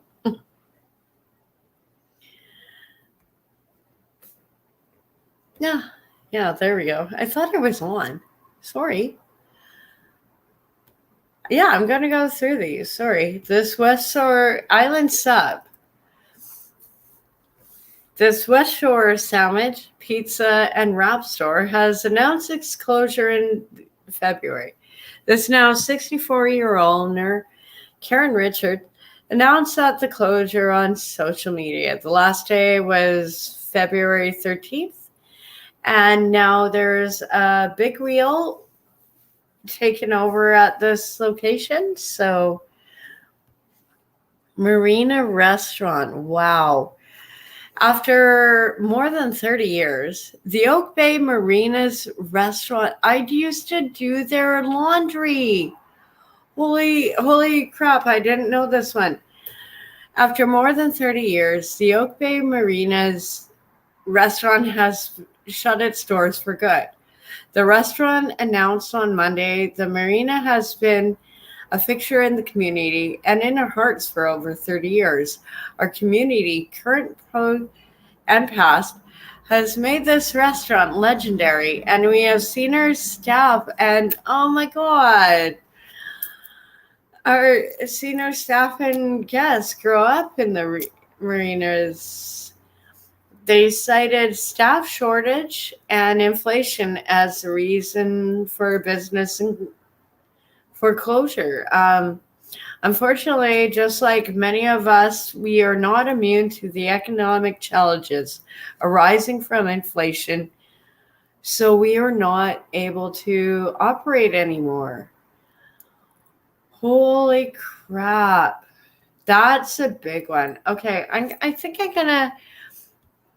So we had very good... I'm just going to shut this down. We had very good butchers closed. A vegan butcher shop has faced much scrutiny over the years for mistreating employees and making poor business decisions. The company has cited their financial situation as the main reason for their downward spiral and eventual closure. Now, a successful business from Duncan Kahana is opening a second location in its place, serving Hawaiian cuisine in the form of burgers and poke bowls. Like, this is great. Lotus Pond, they didn't say why they closed. A Phantom opened, which is in the heart of the Grand Pacific, and it's open 7 a.m. to 10. Can I get cocktails at 7 a.m.? I don't think so. Ugly Duckling open. This sounds cool. In the heart of Chinatown, this spot has to be one of the most elevated food experiences in BC as far as fusion goes. A French approach to Asian cuisine makes for delicious small plate dishes meant to be shared and gives diners a chance to sample several creations as opposed to having just a choice of like one or two. Like, we all go into these Asian restaurants and it's like the set menu. So, or you go into, wow, but this is pretty pricey. They are known for their smaller, large tasting menus, fairly priced at $115 per person, or a hungrier diner, or $85 for a shorter version. Additionally, this spot was declared by Canada's Best New Restaurants by Air Canada, so you already know, like, the demographic they're going for. Clarkson Company closed. they were good. Big Wheel in Langford, that was the one I was talking about. Swift Brewing and Good Times Tasting Room, that one opened. Shine Cafe. Oh my God, Shine is closed. Damn it. Okay.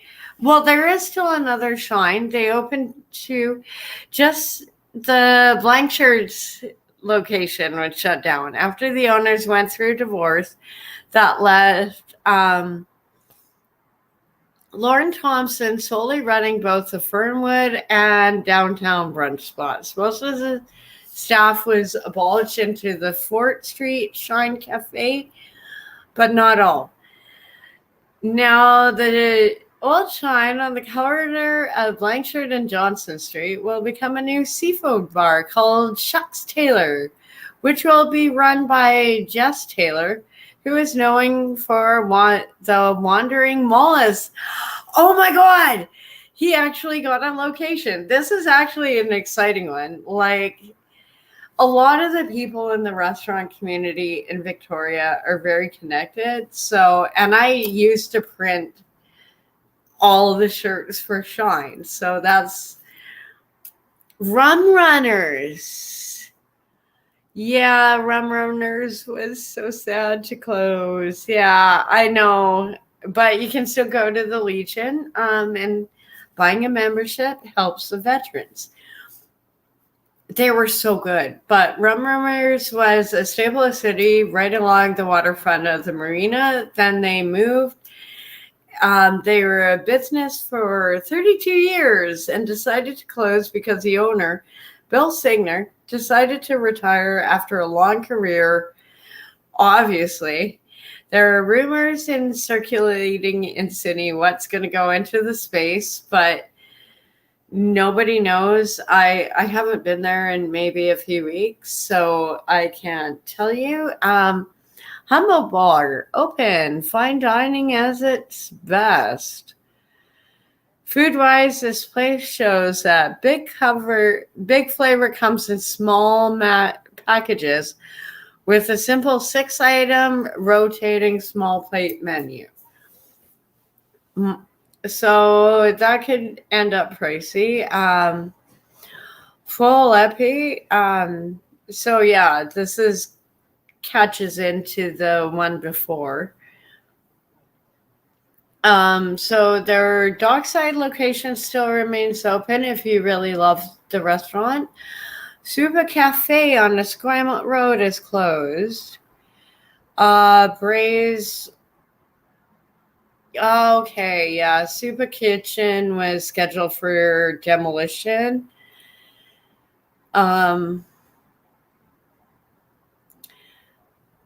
Sold their business, which still has one location in 736 View Street, but the new owners took over and happily ran the singular and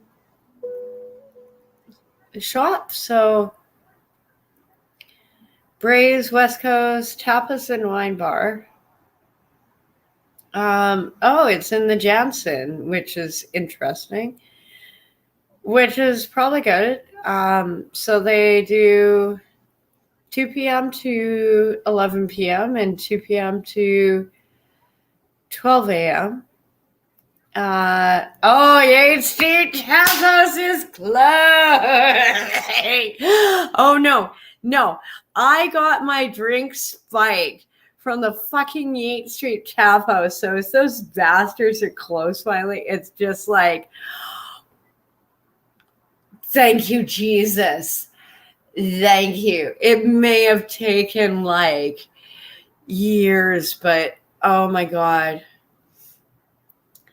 They went out somewhere silently and mysteriously. In May, Victoria Buzz reached out to the owners and asked if the rumors of them closing were true, and they said other publication had falsely reported they were closing. They said they had a meeting with the business owner to negotiate a deal and were ultimately unsuccessful. Since their closure, there have been rumors they left perishable items left in the kitchen, which prompted a rat problem around Yates Streets. Oh yeah. Oh no. They were such a great place. No, my fucking drink got spiked when I went there. Like, you know, it's a trend in Victoria, and I don't mean to alarm tourists, but some of these places. We have West Bay Cafe, which sounds very hippie. It's quite out Marina off Head Street. So if you like vegan and gluten-free snacks, they probably have really good coffee, but I'm not. I do kind of like the gluten-free stuff, but. So, Goodside Pantry House. They have pastries and desserts and cookies and croissants. So, they're on Fort Street. Milena's Cafe and Raw Bar. Who is that? Wow. Toppable Group, which has a long list of premium restaurants in places like New York, Vancouver, blah, blah, blah. They are a Quinny investing group who also owns the Vancouver Canucks. So this is like a very high-end one, it seems. Yeah, it's probably where you want to bring like a date you want to, and it's on Douglas Street, 4:30 p.m. until late. There's the Collective Bar. Oh God, I used to clean for them as well. Fuck, man, like what is it? Yeah, a lot of these places, Collective. Yeah, I used to do their laundry. The Collective Bar and Kitchen announced on Instagram July 13th that they would be closing their doors. They were a mainstay of not only Cook Street, but Victoria's wine and culinary culture over the past 5 years of business. While this news may be difficult, please know this decision was not made lightly. Read Collective's closure announcement. The challenges to a small business brought on by recent circumstances has proven insurmountable, and sadly we must bid farewell to this chapter of our lives. It is not known what it will open in the location. Xavier said because of the pandemic, including other setbacks like labor shortages, labor shortages, rising cost of food, and inflation led them to the decision to close. So they've, it just everything. Tourist Wine Bar opened. So Clark and Company old location of Clark and Company on Blanchard Street. So they have natural wines by the glass, reasonably priced bottles, and good sharing. They have steak and frites and little taster things. Syrian Mediterranean cuisine. The old Timmy's on Esquimalt Road, a Syrian Mediterranean open, and it's perfect. I actually want to try this one. It's been I've been scrolling through, but this one, I love falafels, and I'd love to try some of this. Just La Taquita is closed. They closed down somewhere out of nowhere. Hive Eatery is closed, a Fairfield staple. A lot of Five. So I think they just rebranded themselves. This, I don't know. I'd like to actually compare the Five Hive and Popeyes, because we actually finally got a Popeyes here. I think that would be brilliant to compare the chickens.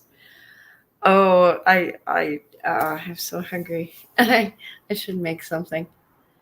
But yeah, I just want to. I know that's probably was boring as fuck for a lot of people in Victoria, unless you're from Victoria. But oh god, the 8th Street Tap House going down. That's just awesome. I'm sorry, that just made my day. Oh, brilliant. No, because like one of the staff was the one who spiked my drink. So yeah, if they're closed down, it's like good riddance. And I'm gonna pull this one up. It's very important that everybody knows these circumstances surrounding the Maui wildfires. In order to avoid this video. Yes, I didn't know I would see this video. I came across this recently in the midst of the Maui wildfire in August that devastated areas like the historic town of Lahaina and killed upward 115 people. Oprah's relationship to Hawaii has been re-examined by some critics. This man actually brings out the truth about Oprah, exposing her like never before. It is important we take an exclusive look into what is going on. If you have noticed, Oprah's name has been on the media for a while. She came recently and sparked more backlash responding to social media. If you have not subscribed to this channel, please endeavor to do that. And if possible, share out this video. I don't think people understand how much property Oprah actually owns on the island. Okay, so this video just came across my feed. And this guy does a fantastic job, but he misses the mark by like a little bit, right? So allow me to bridge that gap for you. Now, Oprah and The Rock, they decided they're going to start themselves a nonprofit organization, a 501c3 to help the people of Maui, right? And to get it started, they both decided we're going to put in $5 million apiece, $10 million in total, just to start it. And then they go to the public and ask for the rest.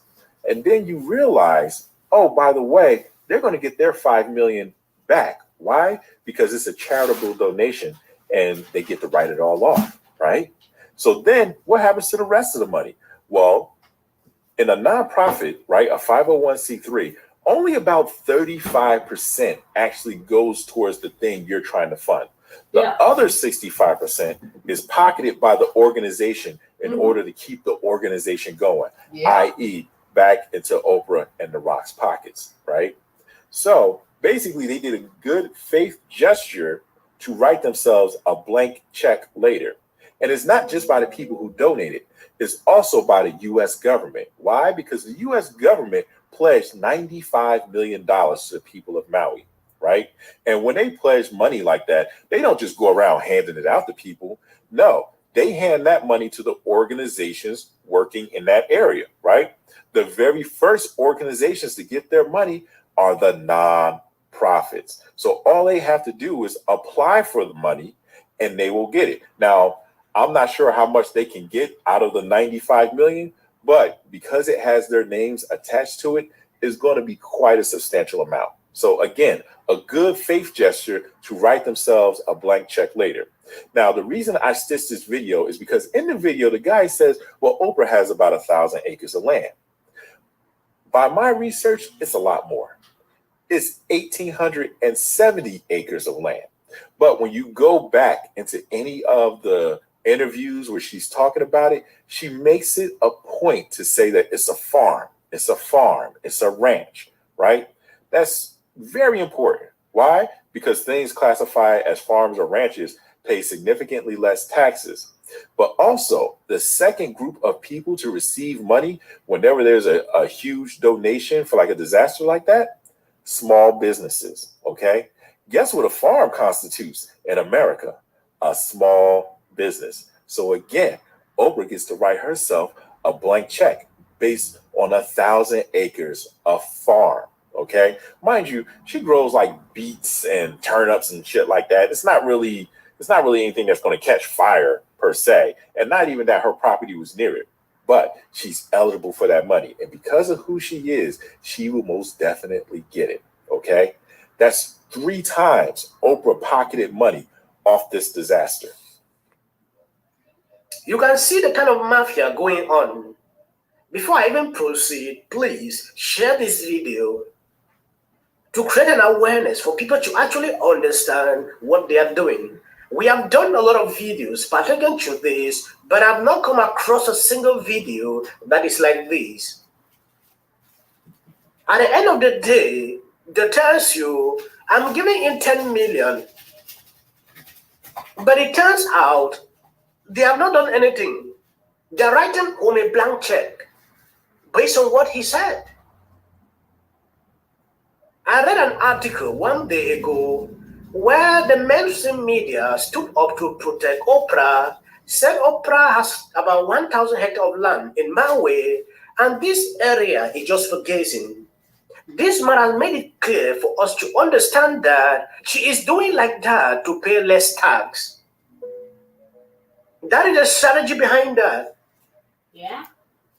I don't want to go into details pertaining to this. According to this article published by Insider, local government's role in promoting sustainable development. It's the focus of Governor Josh Green as he represents Hawaii on the global stage. That's right. He's in New York and just wrapped up an address to world leaders in the last hour. He focused on how the Maui wildfires represent dangerous trends caused by climate change.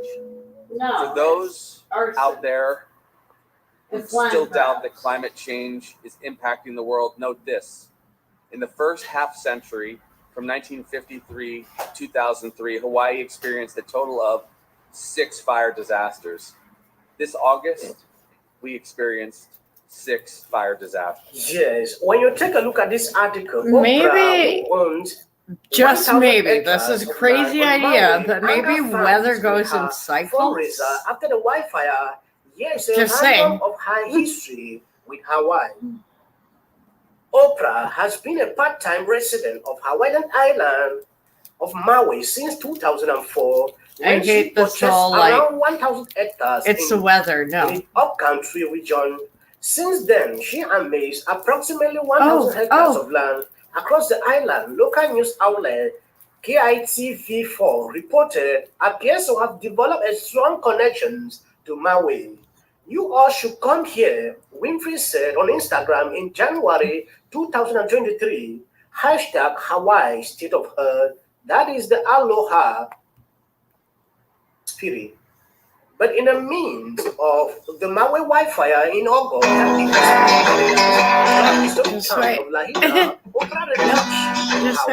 has been re-examined by some. Don't want to pull that one out yet. Yes, what you need to know. That one's coming good. Hawaiian property, her response to the wildfire, and how she is handling the controversy.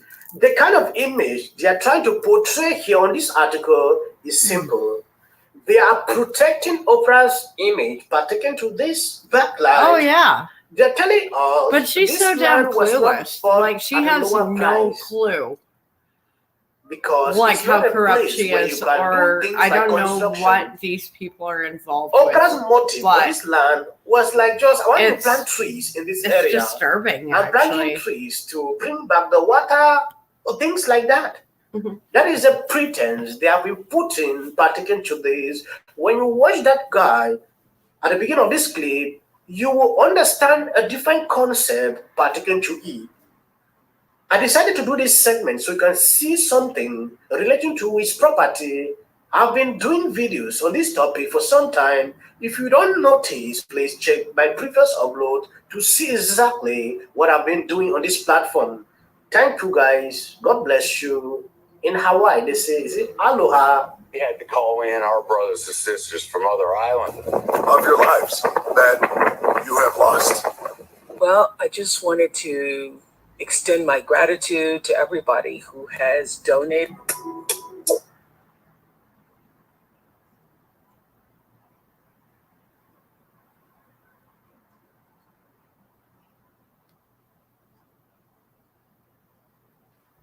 Wow. I really like his channel just because he breaks it down so well. I know I have more clips on here. On any of these clips, if you wanted more information, oh God, yeah. This is great. This is great.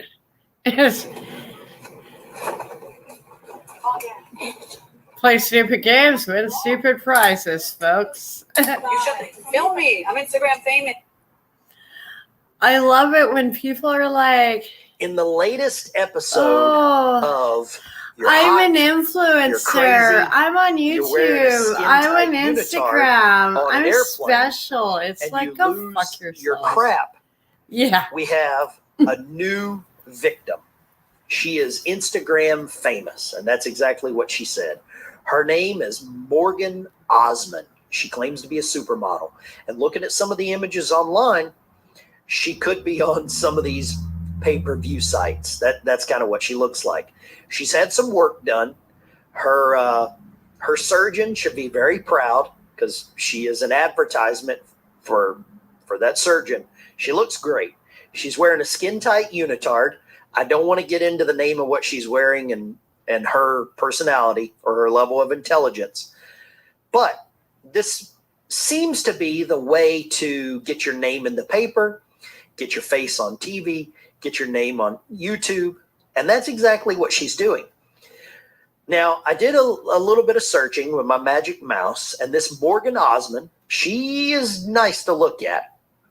However, it looks like she's been on some reality show. And on the reality show, a little bit of drama. They get into a fight on the stairs. Okay. So the video of her on the plane shows this foul-mouthed woman exiting, telling all the passengers that she doesn't mind being filmed. And now she's Instagram famous, gives them the big U.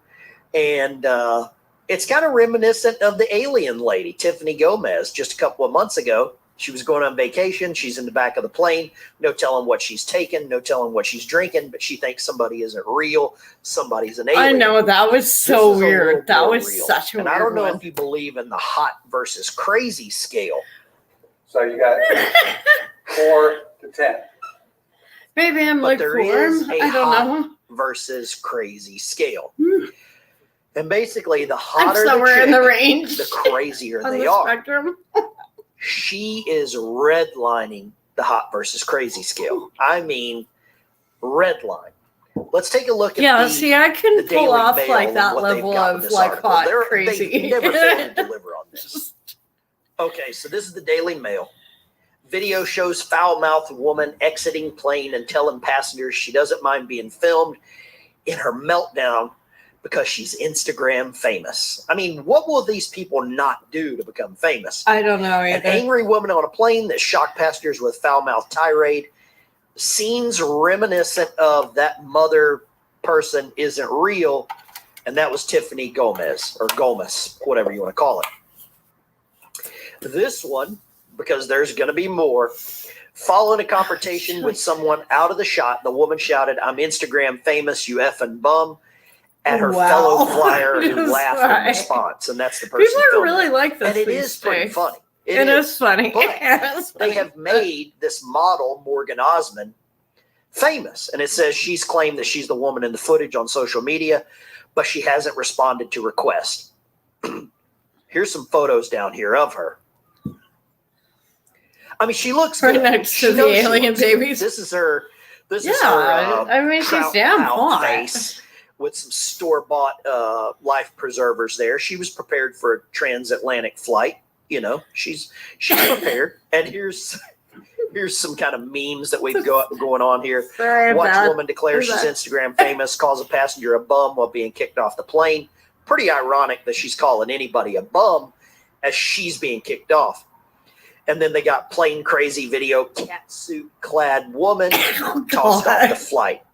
And, you know, I mean, what do you expect? What do you really expect from society today? It's not becoming much. the norm. Not This much. is what's happening. Why don't I ever get someone like this sitting next to me on a flight? I always get the fat guy that wants to sleep. I know. I know. I always. I don't know about you. Have you ever sat next to a model on a flight? I haven't. I did sit next to Scottie Pippen one time, and he was drunk the entire flight. But it was pretty funny. We had some good conversations. And he didn't drop any information about Michael Jordan, but that's neither here nor there. But this is the model, Morgan Osmond. Her face is going to be everywhere. She is Insta famous. Want to do this these days. She says, "Film me. I'm Instagram famous. You bum." I'm an influencer. So that's what it is. That's where society's going right now. I just go suck it. Sadly, sorry. This is where society's going nowadays, guys. This is exactly where society's going. I've And sadly, had we've so done it to many ourselves. resumes out today. Morgan Osmond, you're welcome. just- You're getting the minutes of fame that you want after your failed reality TV show. So there you go.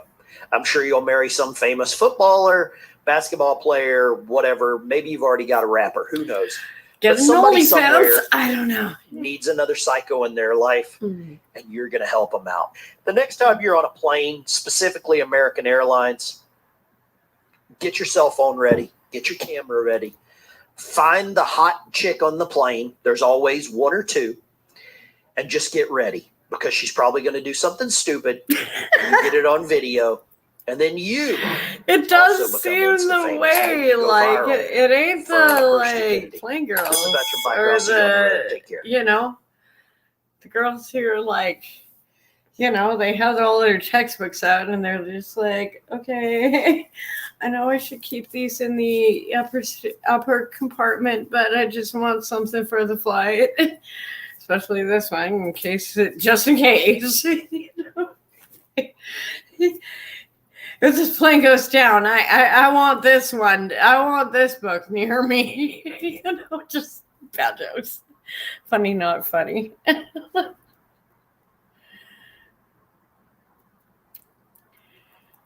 Oh, God.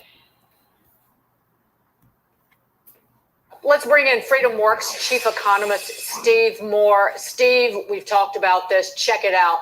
Pro-union Biden is destroying union jobs with his electric vehicle climate crusade. According to America First Policy Same in Institute, Canada. the president's proposed EV rules and push would eliminate at least 17,000 auto manufacturing jobs. The number is even higher if you look at different estimates. Yeah, look, I think there's a lot going on here, Dagan. The biggest factor is inflation, which is affecting all workers, including United Auto Workers. There was a very famous instance back in the late 70s, the last time we had runaway inflation, when Jimmy Carter was president, where the UAW negotiated a 25% increase in wages and salaries over 3 years. Whatever. And guess what? Inflation was so high under Jimmy Carter, they actually came out losing money.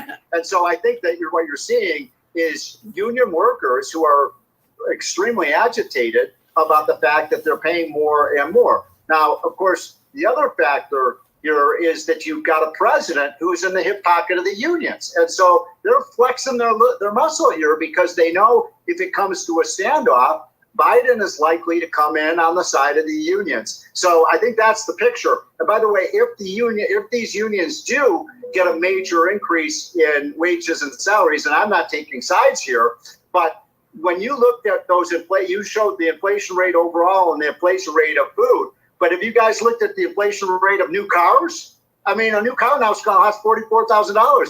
If they get a big pay raise, it may be $50,000 for a new car.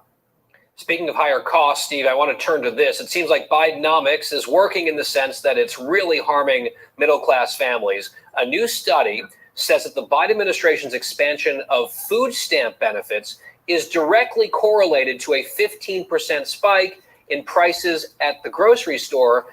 And Steve, you talk about intended or unintended consequences in some cases where progressives come in to help and you end up hurting a lot of people, right? There are trade-offs in policy. Yeah, a lot of it's very simple. If you increase the demand for something, as you increase the demand for food with free food stamps for people, then you're going to have prices rise, and that's going to mean more and more people are going to need food stamps to be able to pay their bills.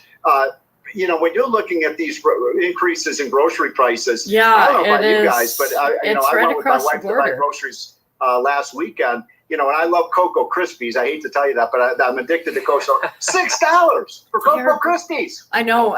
Some of the stuff, the food prices aren't easing. In fact, they're heading even higher. But again, it's the circular danger of government intervention, food stamps fueling grocery inflation, and it just becomes this vicious cycle you can't break. Speaking of which, something you can't break, government idiocy. Biden rolling out yet another policy Americans won't be a fan of. Ceiling fans are now the latest target of the administration's green agenda. And the new mandate could put up to 30% of small business manufacturers out of business, Steve. What the fuck are people thinking? No, we kind of need them. I love mine. Guy and Dagan, I thought it's a joke. This must be somebody because it sounds like a appliance that is not that the Biden administration doesn't want to regulate. I mean, we're talking about pizza ovens, gas stoves, air conditioners. They don't want light bulbs in your room. I mean, all of these things. I mean, why don't we just keep the government out of the bedroom? Let's keep the government away from what we can buy as consumers. I'm pro-choice. I want to buy what I can buy, and all these regulations, of course, are only simply going to make it more expensive to get the appliances that Americans want in their home. This is ridiculous. Things just work. Let them work. They were bragging like, it'll be like $50 of savings over the lifetime of the product, but the regulations are need so ceiling expensive. Fans. The prices of these things will go up, just like we've seen with stoves and furnaces, and on it goes. Steve Moore did not know you're a big. Can I get one quick thing? Sure. We've seen this so often where, for example, with the toilets. Okay, we're going to save water with toilets, except you flush the toilet and no water comes out, so you have to flush it 3 times. How does that save water? These crazy regulations a lot of times don't even make any sense. Big Cocoa Krispies guy, Steve Moore. Thanks so much for your time. Cocoa Krispies. Sorry, I'm in a silly mood today. No, that was a good little piece, but it is truth. Like, it is like, so stuff's rolling. Wow, I barely pulled stuff up. He is good.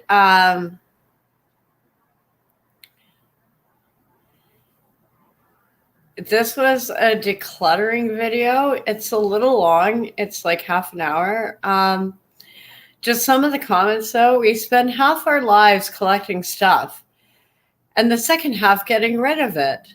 When you own you. Life is so much brighter and lighter when you're free from clutter. Good for you. You are not so crazy. At age 50, I sold everything I had from my 3,000 square foot home, put everything I needed in my Jeep, and moved to Mexico. Life changed, and I moved back to the U.S., and at 69 years old, I buried myself in stuff again. Here is a good thing. One of the reasons I pulled this up, and I have more clips about this, is a lot of people who are hoarders or have clutter, it is a trauma response. So Sharon Jones, 7138, suffered through trauma my entire childhood. My heart was empty into adulthood, so I bought stuff. Realized I was trying to fill the emptiness in my soul. Corners scare me, so I filled them with stuff. 64, healed from a lot, but I've lived through now, but I'm committed to decluttering. I told myself that I bought the stuff to bless others. Now it's time to give it to them. Whoever it is. Decluttering is a good thing. I can't say I'll embrace existentialism, but I definitely don't need everything I have. Giving to Salvation Army, Goodwill, Hope Chest, to it's her local domestic violence store. We have We have St. Vinny's. We have Win. You know, if you want to give to some of these charities, you can't take it with you. Bottom line, someone will be blessed by what I have spent too much money buying. Thank you for your video. It's encouraging, and it is a good video. I'm not going to pull it out because I just realized where I was in my blog. Here's another one for decluttering. 8 small Japanese habits that will change your life. And this is a good video, but also half an hour. Oh God, she's hot. Yeah. It's just not me. And that one's, I'm not going to pull that one up. That one turned out so damn cute. Some of these I just don't understand, but I love the imagery. And I love this dress. This one's cool.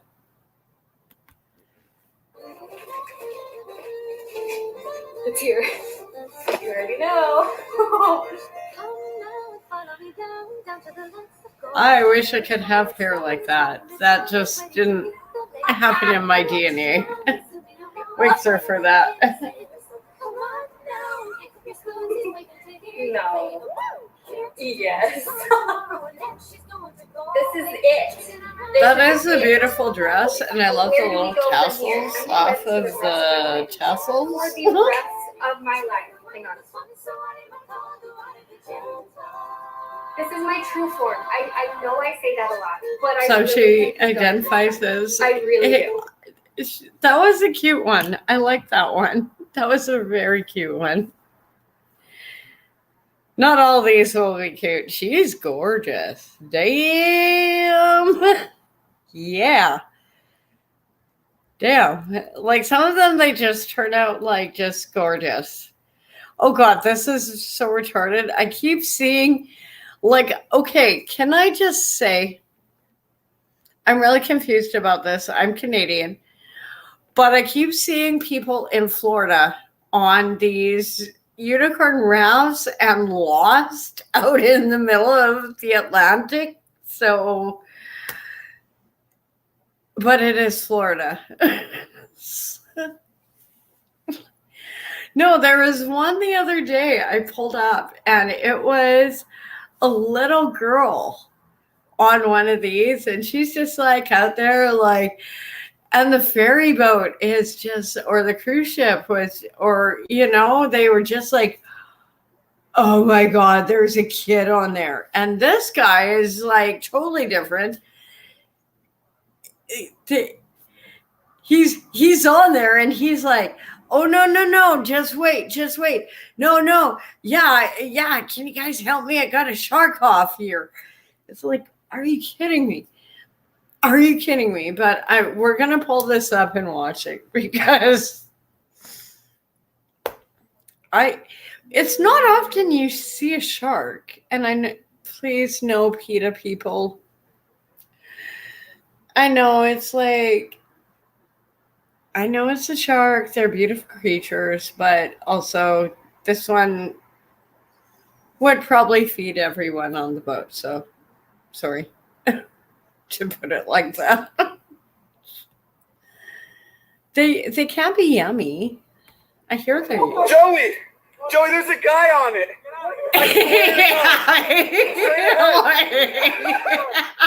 Dude, what are you doing? What? What? There's a rod in his hand. What are you doing? What are you doing? You have a shark on your rod? Are you serious? What the hell? You okay? Yeah. You want to be saved or what? You at the beach? Please, kids, do not try this at home.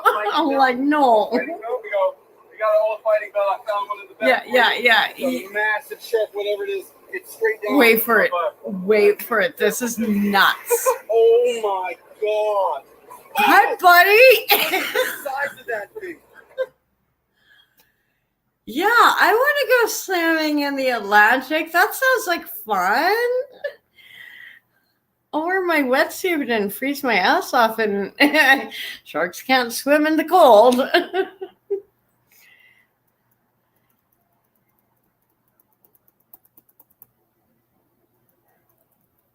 Yeah, and I seem to pull up a lot of his today. I might go back to some of them, but oh yeah, I seem to pull up a lot about Trudeau as well. Let's pull up this one. The government has got to get its sea legs under it. It has had an atrocious summer.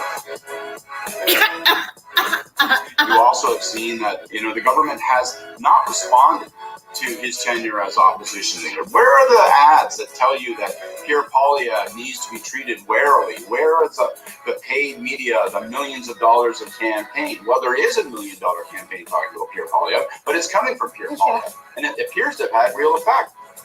Yeah. Wow, So he's right now firing on all pistons, and the government doesn't even seem like it's offered a response this entire summer. You've seen the polling, and as you say today, preference for prime minister. You've seen a big gap start to emerge in favor of Poilievre. Party preference, you've seen a big gap start to emerge in favor of Poilievre. And of course, he's kicking off a national convention. There'll be lots of cheers, lots of hoopla. The government has got to get its sea legs under it. It has had an atrocious summer, a summer of nothing, a summer where they really lost their way. Yeah.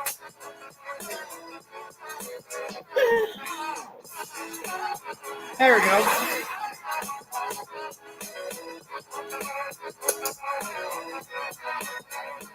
I think I've signed that. I should double check. Come on. Oh, God. This one is nuts. I love this one. I might get a strike for this, but this was... Have you ever seen such a zombie? Are mutated but still retain the habits of life once. This is a brainless zombie. Before the mutation is a high jumper, and he would keep jumping and jumping every day. With the zombie virus, it reached an unprecedented height. This female shopaholic, who only wants to buy and buy and buy, and the man in the suit held up his right hand while looking at his left watch, as if on the way to work by subway. The last one is even more powerful. It is estimated that once was an avid fan of Spider-Man. If you are accidentally infected with such a zombie virus, you think you will become whatever kind of zombie it is. The story, but also from a few days ago, to say, Suzuki, the main character, is a failed comic book artist who has been drawing comics for a few decades in a small manga studio and is often ostracized by his colleagues in the company. When he gets home, he has to put up with his girlfriend's complaints because Suzuki can't even afford to pay the basic rent, and he spends all day eating and drinking at her place. But even so, Suzuki still did not give up his dream of cartooning. To fit into the role of the manga, he imagined himself as the hero and even saved money to buy a spray gun. Unfortunately, Suzuki was once again rejected by the manga company after girlfriend is angry. She even kicked Suzuki out of the house. Suzuki, who had nowhere else to go, had to settle down temporarily in the studio. However, no one knows that a mysterious virus is spreading in Tokyo. Suzuki, who was resting in the studio, suddenly received an apology call from his girlfriend and was overjoyed. The next morning, Suzuki rushes to his girlfriend's house with breakfast, but when Suzuki arrives at the door, he finds it locked, and his girlfriend won't open it no matter how he calls. Suzuki looked inside through the letter on the door and saw a strange scene. He saw his girlfriend slowly get up from the bed and then fall to the floor. Suzuki was confused, but the next second,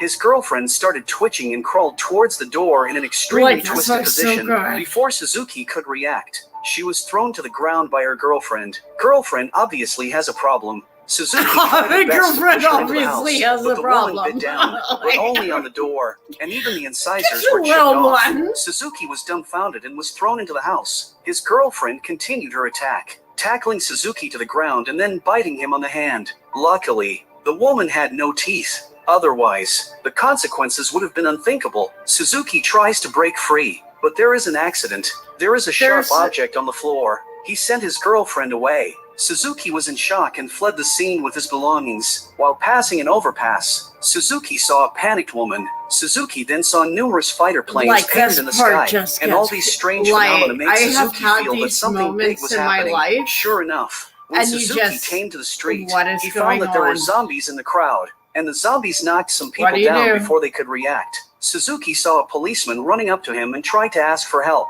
but found that the policeman had also mutated. Suzuki was frightened and ran wildly to escape to a safe place. The city is in a state of panic as the zombies are intermingled with the crowd. The zombie virus is spreading rapidly. Everyone is frantically running for their lives, and car accidents can be seen everywhere. In the panic, Suzuki finds a cab, but the driver is still sleeping. Suzuki is about to get in when a woman wants to leave with him. Just then, a strange man caught their attention.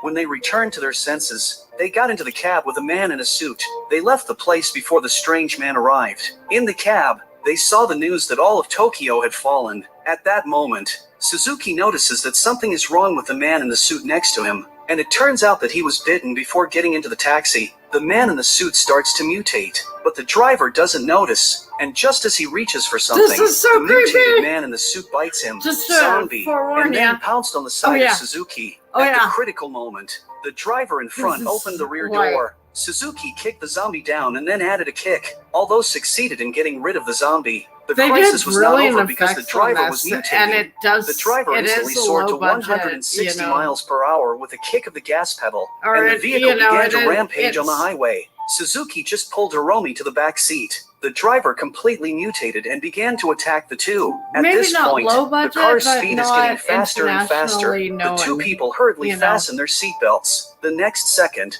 the vehicle rear-ended and rolled over. Luckily, they were not seriously hurt because they were wearing seatbelts, and they climbed out of the car and found that the whole highway had been paralyzed. Hiromi took out his cell phone and saw a news article saying that although this virus is terrible, it also has its weakness. It cannot survive in extremely cold places. So they both looked at Mount Fuji in the distance, which was undoubtedly the most suitable place. They set out immediately. They walked until dark and slept overnight in a dilapidated temple. The next morning, Suzuki inadvertently saw what he should not see. He lost his love and could not help but look at a few more, but did not expect to see Hiromi's neck bite marks. Suzuki was so scared that she immediately pointed the gun at her. Hiromi confessed that she had been bitten by a baby the day before yesterday and was likely to have been infected with the virus, and as to why it had not mutated by now, she doesn't know either. Faced with this beautiful girl, Suzuki was a bit soft and planned to make a decision after the mutation.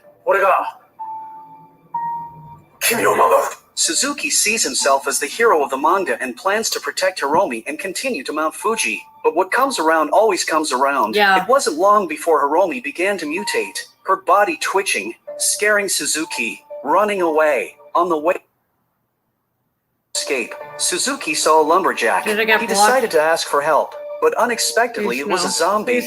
Suzuki was then pounced on. His gun was shot out of his hand, and the zombie attacked him frantically. In the nick of time, Hiromi appeared in time to save Suzuki. Just see Hiromi with a light punch. The zombie will fly 666 meters so powerfully. Suzuki was dumbfounded. This woman in front of him was a zombie or human. Hiromi, although very brutal, to Suzuki very gentle. Apparently, she still retains a trace of humanity. Suzuki wanted to leave, but when he saw Hiromi's harmless look, he was ready to take her with him.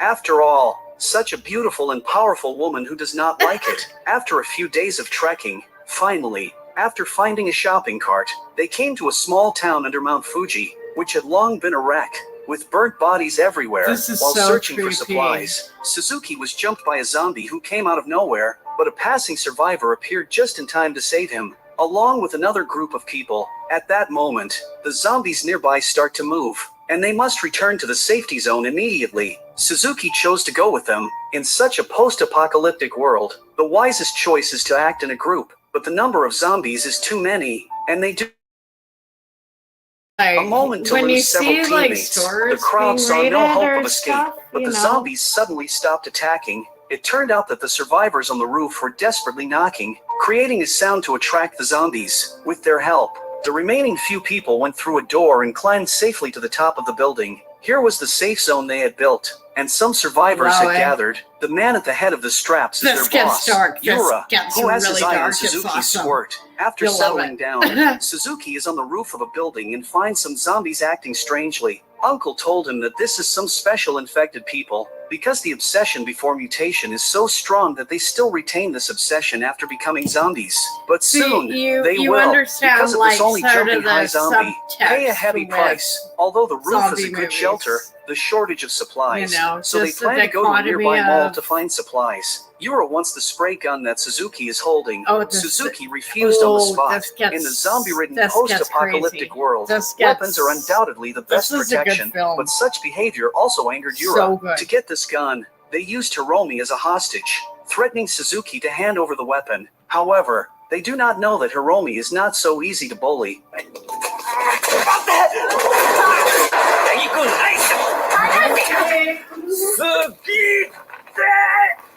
Although these people were very bad, Suzuki still stopped Hiromi, but the next second, Hiromi's blindfold fell off, revealing the mutated eyes. Everyone instantly panicked. Yura hit Hiromi with an arrow. The others took the opportunity to grab Suzuki's gun and beat him up. But when Yura was about to take the spray gun, Sango refused. From now on, with this spray gun, Sango became the new boss. Yura was too angry to say anything. Luckily, Hiromi was not seriously hurt. According to the plan, they were going to continue to the mall. The rest attracted the zombies on the roof while the others left. Soon they reached the mall. It's pitch black in here, and Yura takes the opportunity to break away from the group. The lights suddenly come on, and they find the mall's warehouse. The place is full of supplies, and It's everyone so interesting cheers because without this is knowing what way Yura is before doing the behind the pandemic.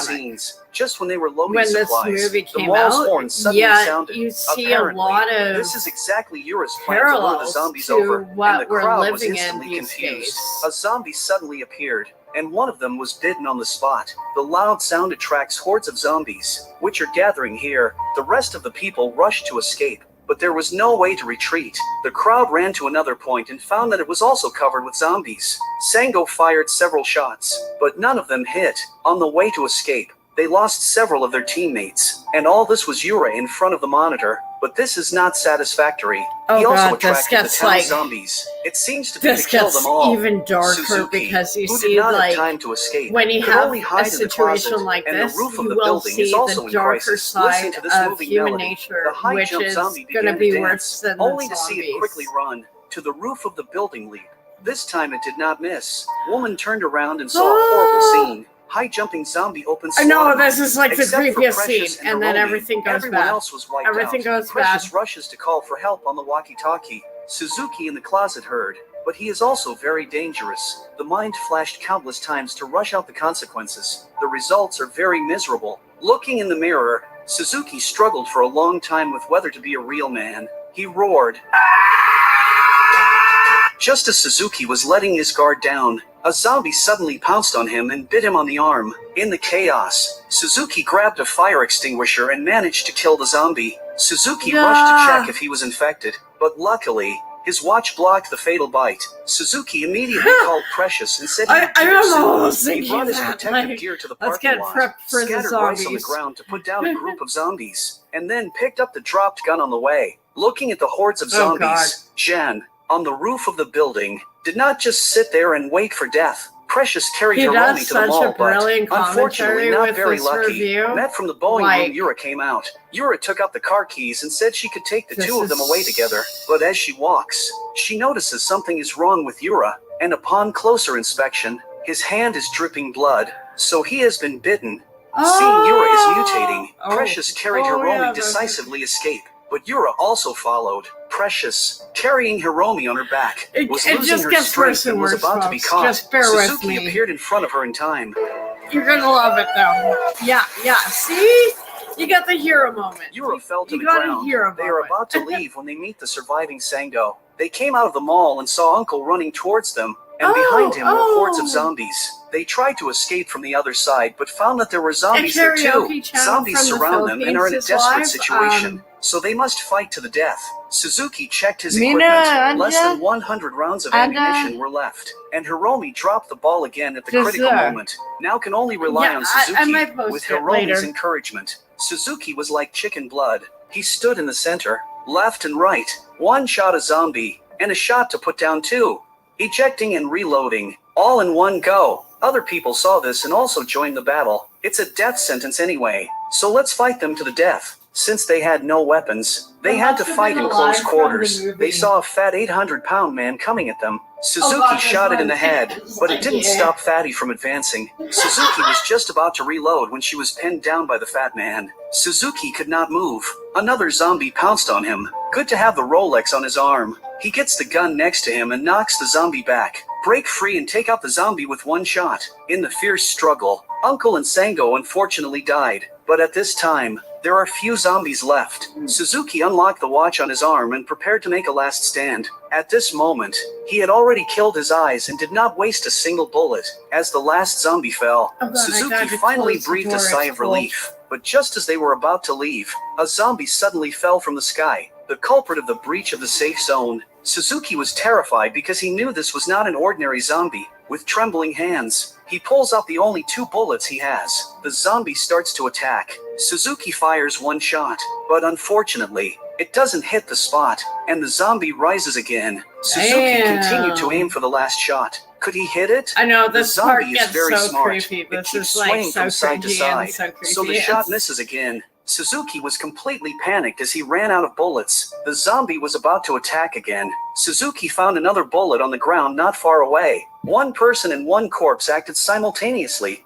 In the nick of time, Suzuki took the lead and pulled the trigger, thought everything was over, but the zombie stood up again. But this time its target was the 2 girls. In the nick of time, Suzuki strikes a fatal blow with all her might. This should be the end of it now. The 2 girls showed their admiration. This is a loser against the odds to become a hero story. In a desperate situation, Suzuki proved himself with his actions. He is the protagonist of the manga. At the end of the movie, the 3 of them drive to Mount Fuji and live a shameless life from then on. Yay! Oh, a happy ending. A happy ending. It's good to have a zombie movie with a happy ending.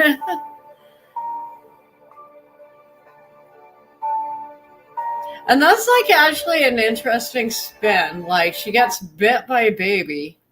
Because normally baby zombies, they just take you out. And I do have another clip of that. Oh, yeah. I don't know. Oh, yeah, this one's a good one. Hi, pups and peeps. It's Angie Woods with Dog Psychology 101. Today's topic, it's a question I get almost every day of my life. What do I do if a dog is charging me when I'm out walking my dogs? Aww.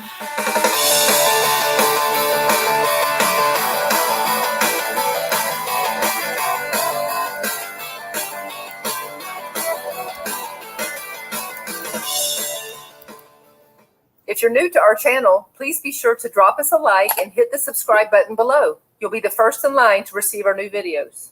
So let's say a dog comes barking and charging at you. Most dogs will stop for you. It's a rare dog that's going to actually come up and attack you and really bite you. So for the dogs who will stop, we need to try this first. If a dog runs out of the yard and is barking at you, the first thing I do is stop, put my dogs behind me so that they're being protected. This should also make the reactivity to your dog much less. And then I make a big loud noise. Hey, stop! Something really large. That will stop most dogs. If the dog stops, they're going to continue to bark. They're going to swing left, they're going to swing right, they're going to continue to bark. But if they stop, they just told you, I am willing to give you my position. So just stand here, make eye contact, make it very firm.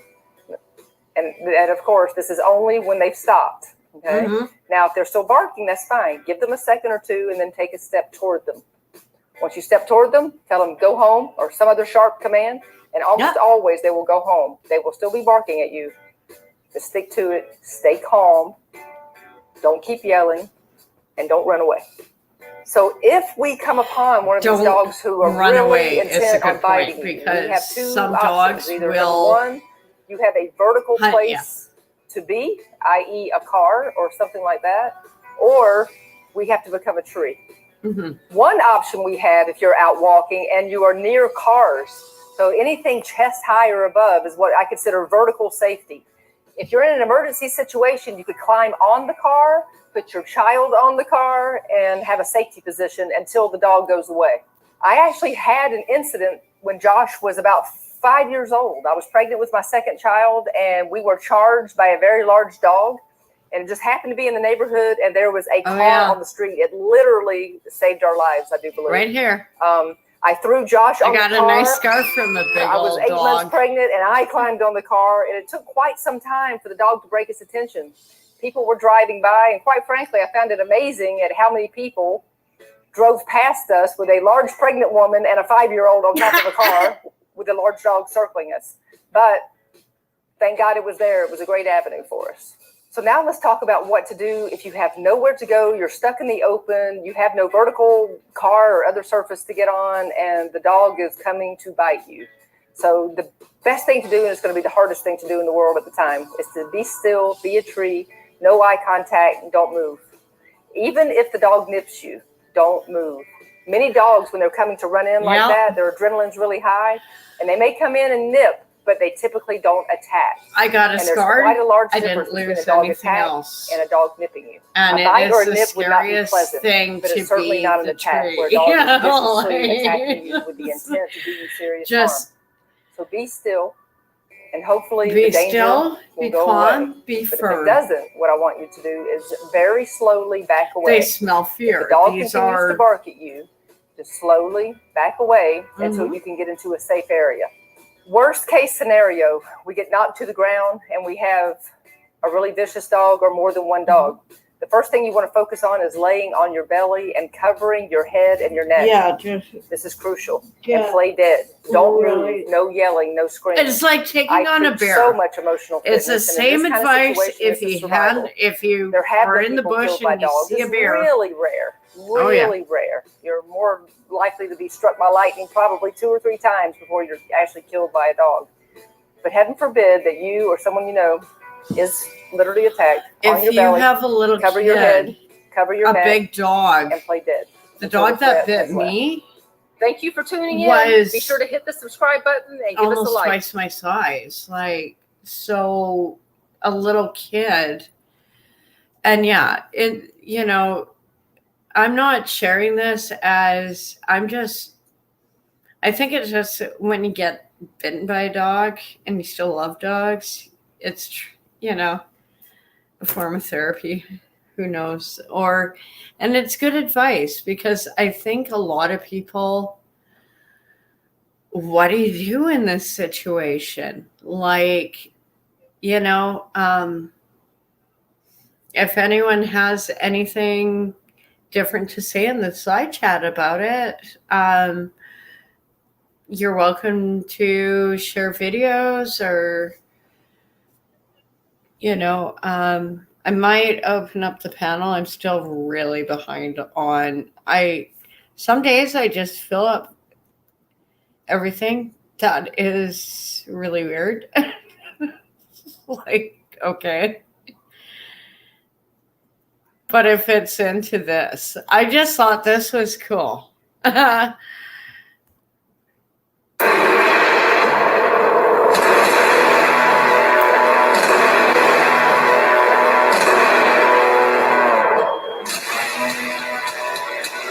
Like, is this real? This almost can't be a real video. I think this is all CGI.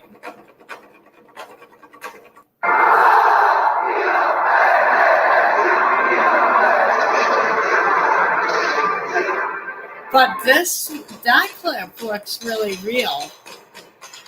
No, I think this is CGI or AI. This one seems real.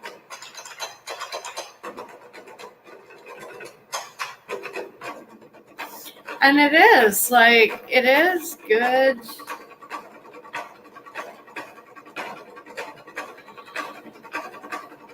I will say, if you take a moment every day just to do some of that, you will be a happier person. Eventually, it'll work on me. And yay, we're going to go through some more. Yeah, I like some of these ones. They turn out so weird. I can't always. How long is this one? 6. I was just curious, is there a group that's coalescing to sort of challenge the exploitation of this one's a good one. and this catastrophe for these big developers? Let's just I'll tell you, every Kanaka-Mali who's done even a fraction of work around decolonization in their minds and work to shed some of the forced assimilation is ready for a fight. Like the whole community, all of Hawaii actually is like, you know, ready with their go bag when they get the kaheo. This is why Canadians need to stand up and help them. Because all our First Nations cousins and everyone need to over the bodies of our ohana who this. perished in that fire, which is a whole nother piece that disaster capitalist leaves out of the question. Is it even appropriate to build on top of this very, very hollowed ground that not only has the bones of our ancestors for 1,000 years, but has the bones and ashes of our ohana who perished on August 8th? And that is a serious question that we all have to ask when we talk about rebuilding, whatever that means. I think our Kanaka people, the people that I speak to, are very clear that Lahaina will not be rebuilt as a resort town. That if we will it look does, to our past, you know who's doing it, and if it's you want to wrong. move forward, you must look to the past because that's where the wisdom, the ike, and the lessons are, and that will help give us the vision to guide us forward. But that being said, I caretake a kupuna, an elder who lost his collection of artifacts and carvings in the fire, and he was devastated. But the next morning, he had a dream or a vision overnight, and he woke up and he said, "I was dreaming of seeds. I'm dreaming that we're planting seeds in the ash, planting the seeds of our ulu and our kalo and our medicines, so that the next generation can have life." And we go back to this thinking before where we were talking about feeding. It's always about feeding in our culture. How can we feed? Because that's what gives us life and promotes life. So for this 85-year-old to have that kind of wisdom, I think many of us are holding on to that and looking at when the time is right, how are we going to restore the waters? How are we going to get all that water from the mountain to come down and get back into our streams so that we can replant our lo'ikalo once that aina is safe to do so and determined to not be toxic? How are we going to restore mokuhinia, the wetlands, and all of the other wetlands along that shore that were filled in for American recreation, paved over for businesses, and for commodification culture? So there's many different groups. There is no one Hawaiian group. Just like there's no one American group or one anything group, right? Like we work, we come together and we stand shoulder to shoulder when we need to. We all have different ways of looking at how to do that. But the important thing is that we're all at the table. And the important thing really is that it's at our own table, that we make our own table. And if those other guys are lucky, we'll let them come sit at it. I mean, really, that's the way this has to go down, because it does. They will not, the settler government systems will not acquiesce. What is it? The master's tools can never dismantle the master's house. But we have the opportunity right now to show them a different way. Oh, God, showing the world a different way, that by having this and the world is watching, building these communities of care where we're taking care of one another, where we're meeting each other's needs. And if the government wants to support us and throw us some funds, people with all these fancy but we don't need that. We have all made Canadian relationships in Hawaii and outside of Hawaii and have gotten so much support. If we needed to do it without them, we could. Because we did for 1,000 years. And that's the whole thing, that the settler ideology is to create systems of dependence on them instead of interdependence on the things that have always cared for us, like our aina and our vai and our kai, our ocean water. So yeah, we're ready. We're ready. But the government is definitely making moves for a big development. I mean, even before the fires happened, my partner lives in Lahaina town, lost his house. They've been planning this for decades. It's a very old family home, but the land goes back in the family like long before the house was ever there. It's colonialization. And it's, when people say they're from Lahaina, they mean like they're from Lahaina, genealogically connected for greed. I won't even say I'm from Lahaina. That's what I can't believe. But my genealogy goes back there 22 generations. It's like people died for greed. So we have our sense of place. So people can have a factors and how close we are to a place. Little playground they've for had the people elites. Approaching them for years. That's what's happening. Offering millions of and dollars it's for wrong. their land. It's so gross. But they absolutely will not sell. No. They absolutely will not, because you can't get the land back once they take it like that. No, unless there's something catastrophic again. So land is everything for us. And land is the foundation of settler colonialism, right? They need to get the land. If they can get the land, then they can control everything else, and they can control us, and they can make us dependent on them through their capital system, because now we have to buy their goods and services because this is how Canada was formed, folks. And now it's happening in Hawaii, which is supposed to be part of the states. Yet all these greedy people that our ancestors who, like, why does Oprah need all this land? Why do all these people need all these big houses? And then, like, I pulled up yesterday. Sorry for crying. It makes me so mad. It's because you get stars like Julia Roberts has a place there. Like all these, like, look at the paper trails. Freedom of information. It might take you a while to, actually access, but you actually can access who owns what on what, wherever.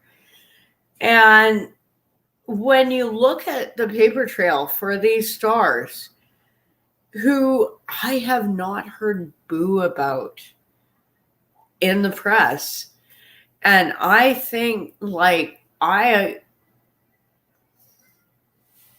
it's like the one I pulled up yesterday of those people who were like on Oprah's private road. I was like, are you guys fucking morons? Like, do not go there. Are you like looking, like, the whole time I'm just like hearing like, like the music from like, The Exorcist in my head, like down and I hate to put it like that, but so much of this is based on greed and economics, and it is just absolute sin. And it is,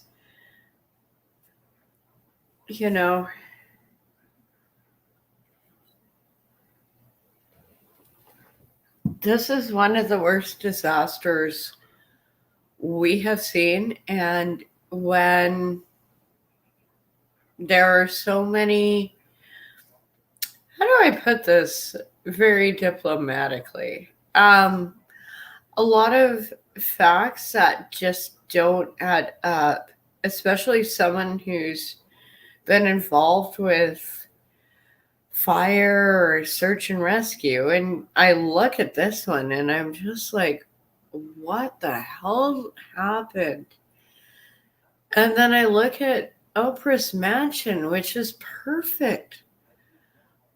And here is the fact. No, and it is actually a proven fact. She hired private firefighters before the fire. So, and also here's someone with $2 billion. Why is she going to Walmart and handing out pillows like she's some kind of fucking saint and like, oh, boo-hoo, this is so sad. It's like, she would have been so cool if she was like, hey, man, don't stay at this shelter. Come to my mansion. Imagine how cool Oprah would have been. She gave away Jeeps. She gave away everything. You watched the show. You bought into it.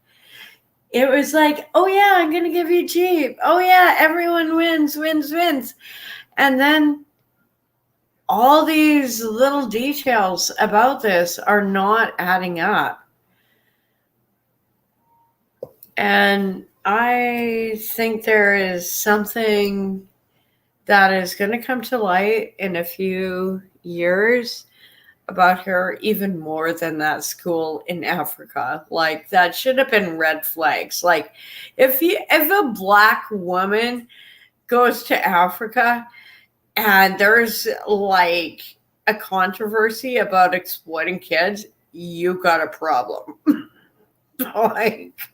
Just saying, see, if I went over there, say I was Oprah as a little white woman, yeah, everyone would think red flags. Meanwhile, it's like she did some real shady stuff over there. Okay, that was filmed in Norway. Sorry. No, I was watching Star Trek, and apparently it was filmed in Norway. I'm going to have to look that one up.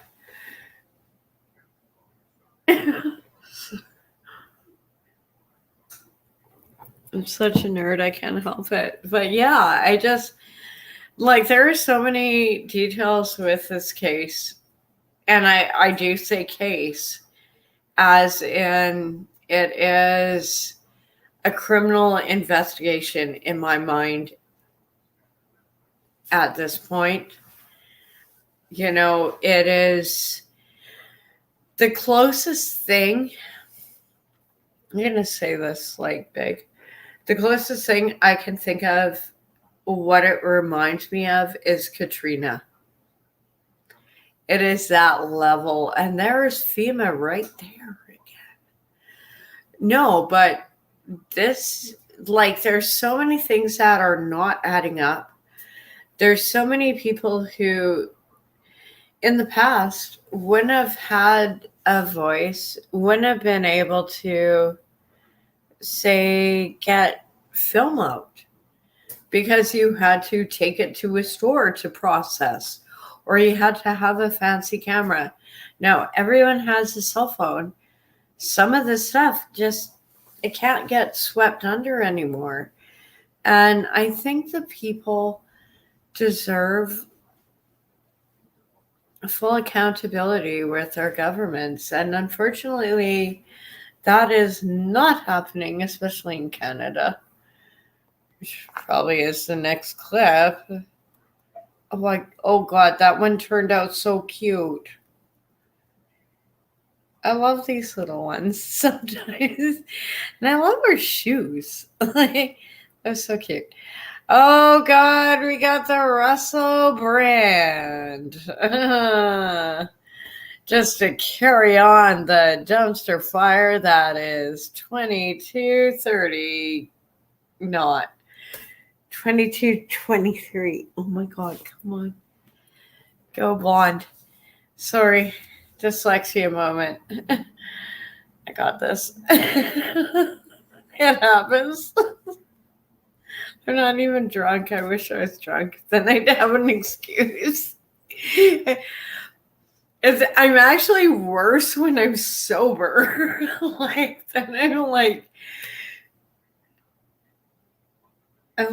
oh wow, that is a ceiling fan. Yeah, I'm actually worse when I'm sober than when I'm drunk, because I'm just distracted by everything and I'm anxious.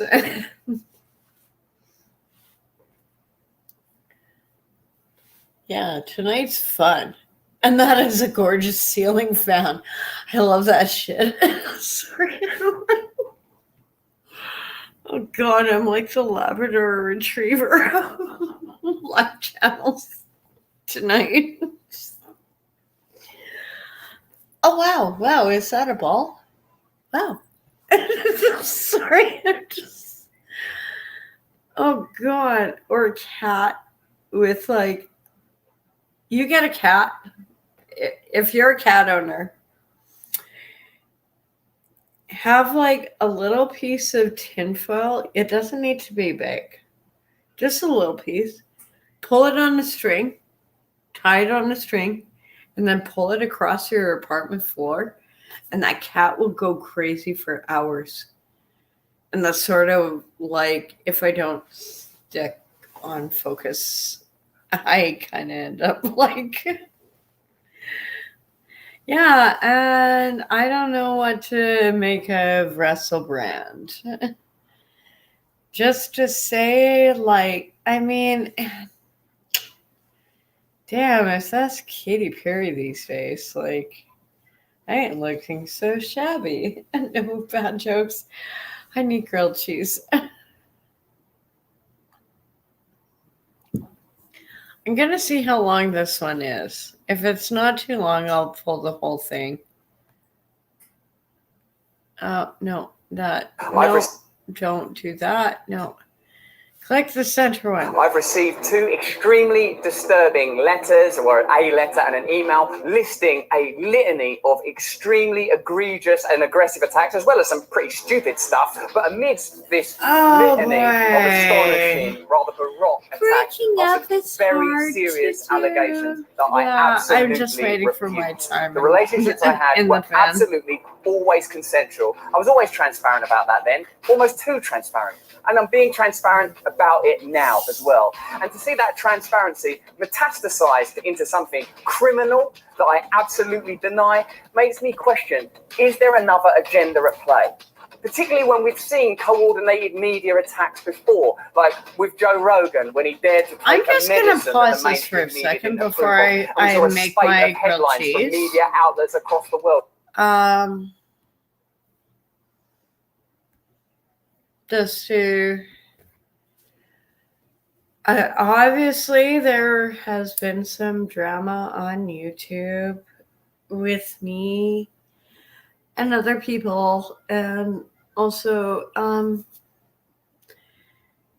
I wish Daniel peace. That's all I can say, because I have no idea why he did everything. I'm trying to be nice. And, you know, I really love Sterling. And so losing that friendship was kind of hard. But whatever. He's dealing with his own demons. We all deal with our own. I just, you know, however things went down, I do get, you know, it is what it is. And that's all I can say. Like, I'm sorry. And we're going back to this one. Pretty much. World using the same language. I'm aware that you guys have been saying in the comments for a while, watch out, Russell, they're coming for you, you're getting too close to the truth. Russell Brand did not kill himself. I know that a year ago there was a spate of articles. Russell Brand's a conspiracy theorist. Russell Brand's right wing. Also, it's worth mentioning that there are witnesses whose evidence directly contradicts the narrative that these 2 mainstream media outlets are trying to construct, apparently in what seems to me to be a coordinated attack. In the meantime, I want you to stay close, stay awake, but more important than any of that, if you can, please stay free. What's going on, everyone? Jeremy here from the Quartering, and the machine has now mobilized against yet another person. This time it is Russell Brand, with the familiar combing through of somebody's history and looking for anyone who could possibly help craft the narrative that they want to create. Make no mistake about it, Russell Brand does have a checkered past in terms of his interactions with women. This is something that he has already acknowledged publicly, and it isn't new news. What is new news is the fact that the mainstream media now wants to make sure that they destroy his budding career Why? Well, because he's over the target, quite frankly. I know a lot of people might think, oh, that's kind of a weird thing to say, but it's just true. Each and every time we have one of these, 100 million people from, your past suddenly have remembered these terrible things that happened. It's always the same thing. He has spoken out very vocally against Big Pharma. He has talked about certain questions around the election process. He has stood tall against a lot of the establishment, including mainstream media, and then coincidentally, a massive amount of previously anonymous women come forward with harrowing tales. And I can tell you this through my investigations, not a single one of them ever went to the police. Not a single one.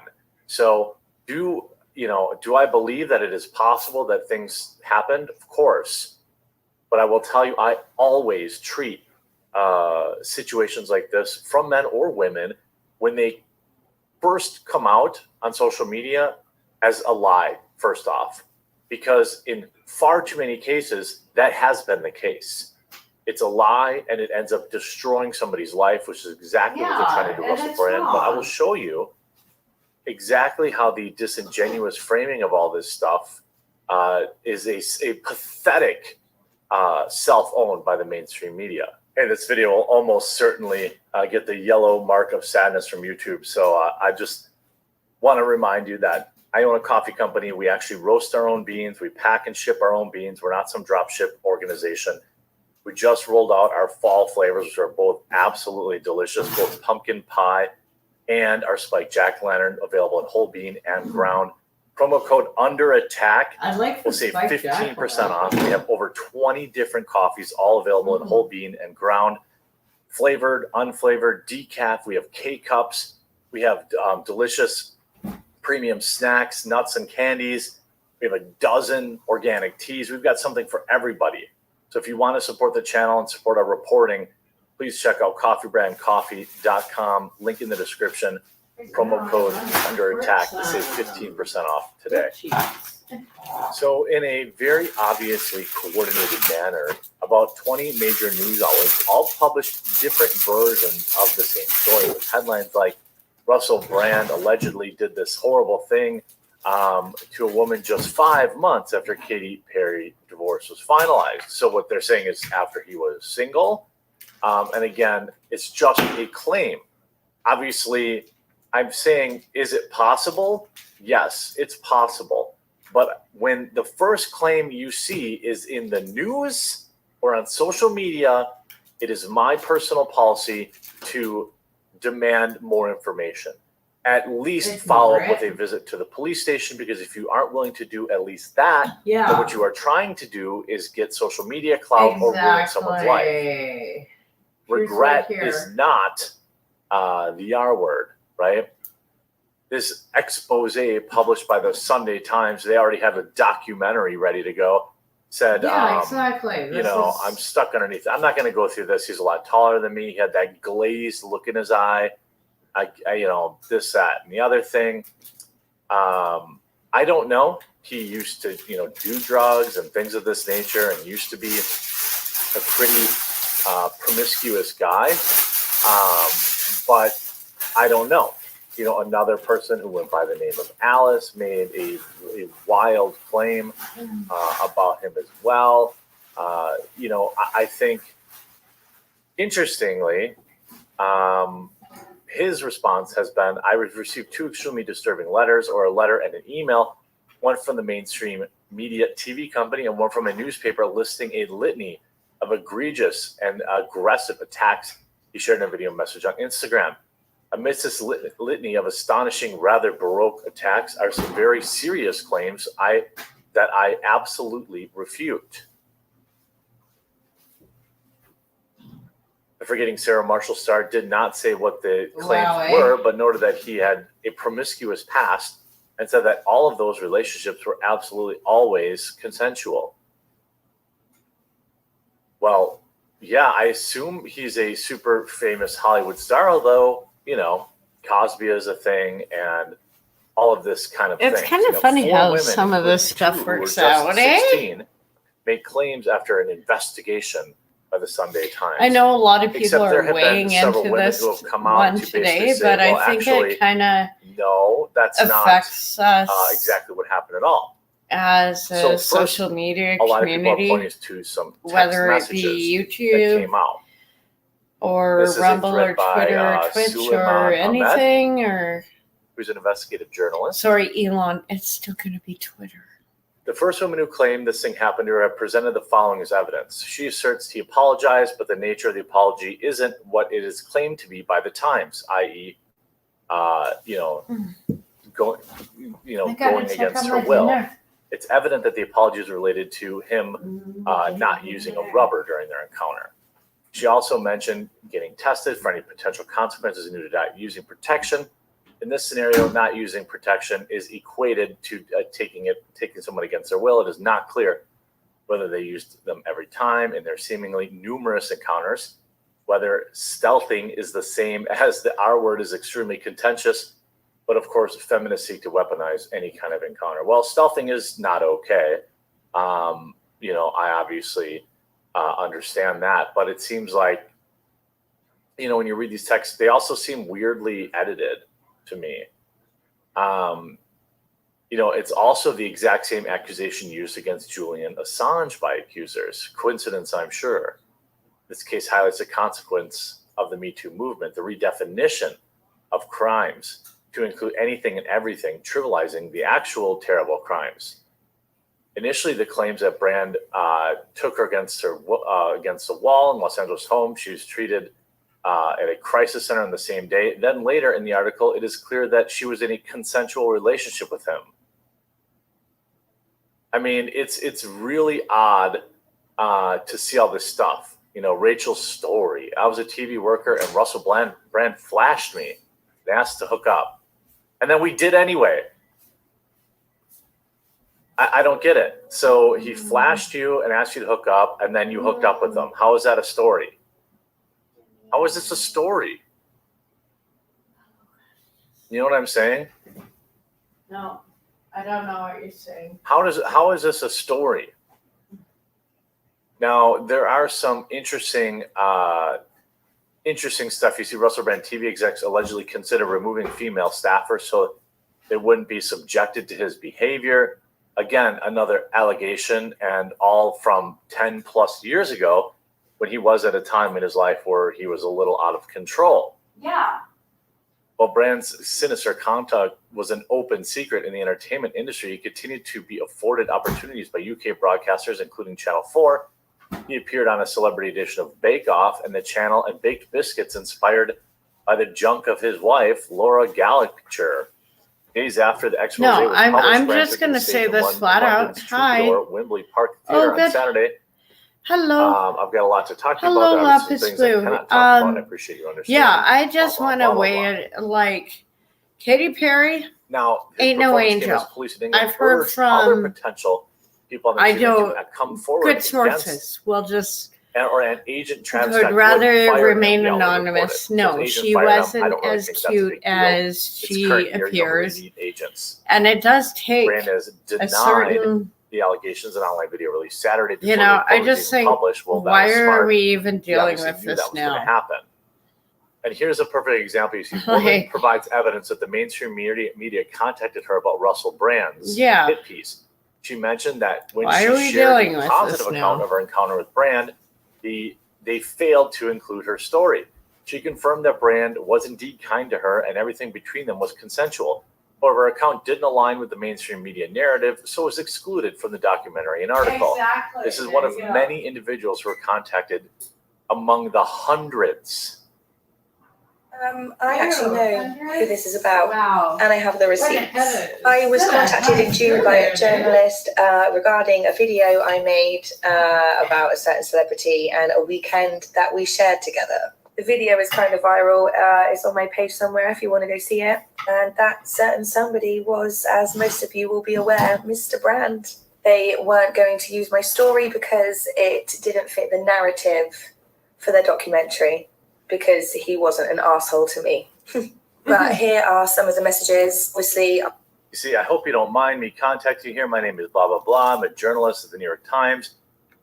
We're working on a project in collaboration with Channel 4. Having seen a post on your TikTok from a few months ago, I had wondered if it was able to help us. It's fairly sensitive, so if you had a few minutes, it would be great to have a chat on the phone. They always want it on the phone, so that they don't have any record of it. Mm-hmm. Mm-hmm. I will take out the person's name. Shouldn't have taken it down. For instance, we are worried about our messages being shared more widely. It's why it's much easier for us to speak on the phone. It helps build up trust and reassurance. Isn't that interesting? This is disturbing. This is what I'm talking about. Sorry, I got my journalist, quote unquote, is reaching out and asking for dirt on Russell Brand, but refuses to do it on the record because they don't want to get caught. Because they don't want to get sued, because they are absolutely working on a smear piece. Now, in my experience covering this kind of thing, there's usually some kernel of truth in it. Yeah. Russell Brand, in his he admits he was a dickhead. He has long admitted this kernel of truth, saying that he had a promiscuous past, and he used to be addicted to things and things of that. They're trying to use that he had hooked up with someone who was 16, which to me sounds gross. However, the age of consent in the UK is 16, so there's nothing illegal about that. It's actually not illegal. Gross, in my opinion, not illegal. I don't know how old he was at the time, but there are plenty of other examples. You could see Russell Brand and the Channel 4 hit piece debunked. Also, Channel 4 Times, Russell hit piece, right and left-wing British media unite to smear alternative voices. Russell Brand is a well-known alternative media personality. He doesn't follow or propagate the mainstream narrative. An axis of MSM has colluded to destroy his reputation because he poses an existential threat to them, which I agree. When he led a hedonistic lifestyle, mainstream media promoted and broadcast his stereotypically liberal behavior. At the time, they had no issue. But decades later, after he left that lifestyle and agitated MSM, both right and left-wing branches have manufactured weak allegations out of his past to try and take him out. They did the same with Andrew Tate, and they will do the same again.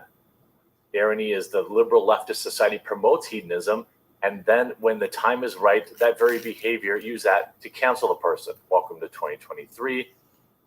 They contacted hundreds of people in order to find dirt on Russell Brand. This is, again, by Suleiman Ahmed. This is nuts. Give it up.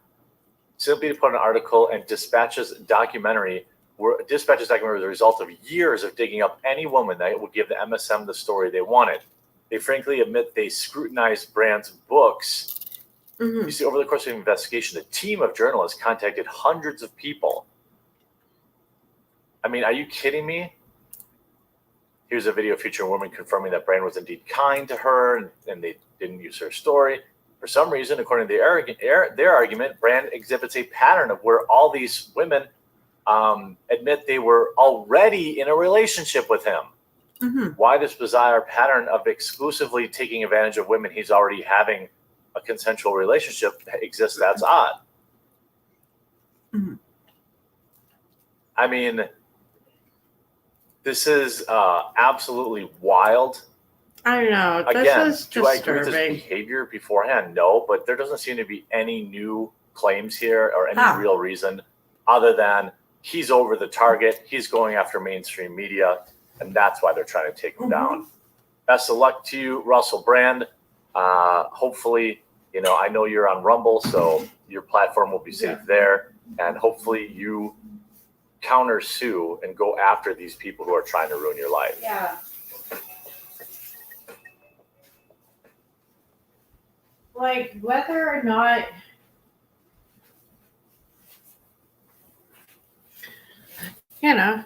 he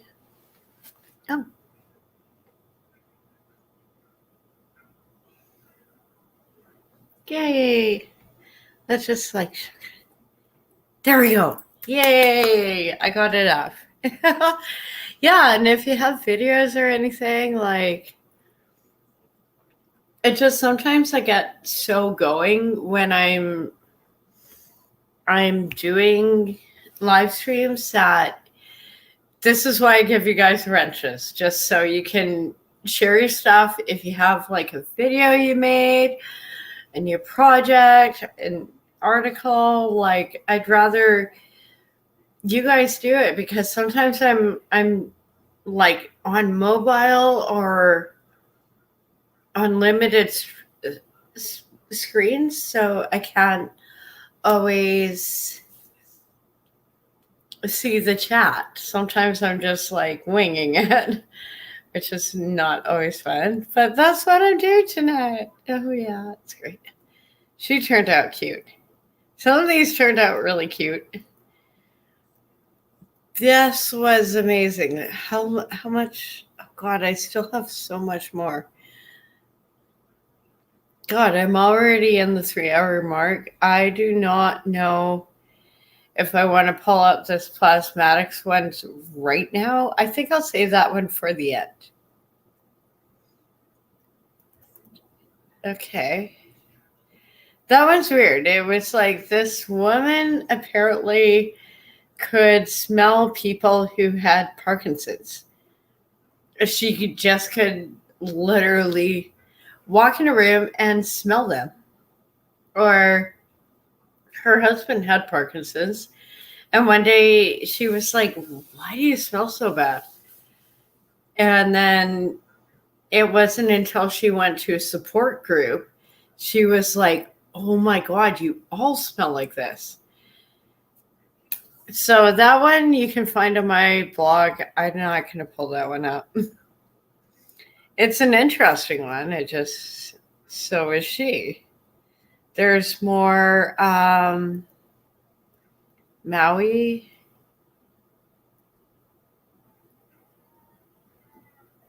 That one was weird. I'm just scrolling through to see where I am. Yeah, he does a good video channel. Oh God, this one was weird.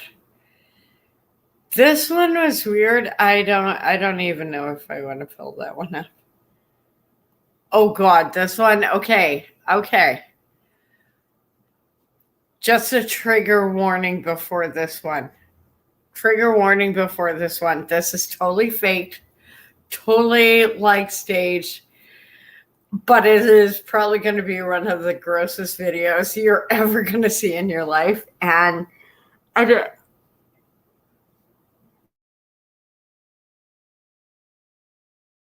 title is like, I'm going to lose a lot of friends after this. I'm like, I'm probably going to lose a lot of friends after showing this. But what they did,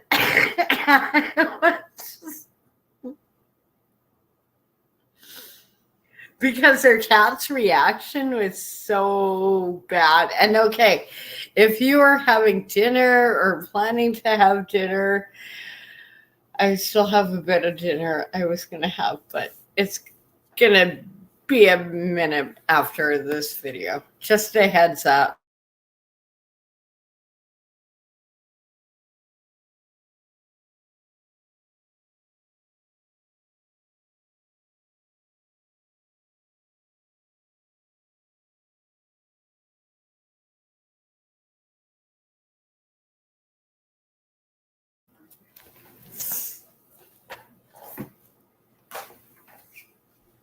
Yeah.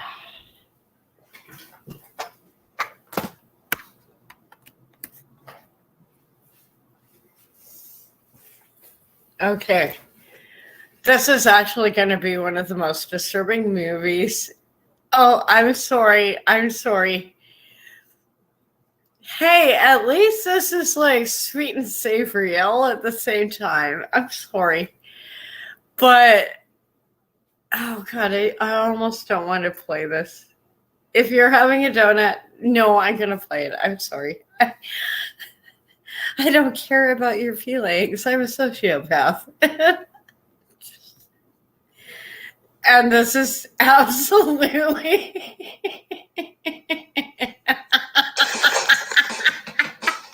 I like it like this, and I like it like that, and I like it Like, why would you do that?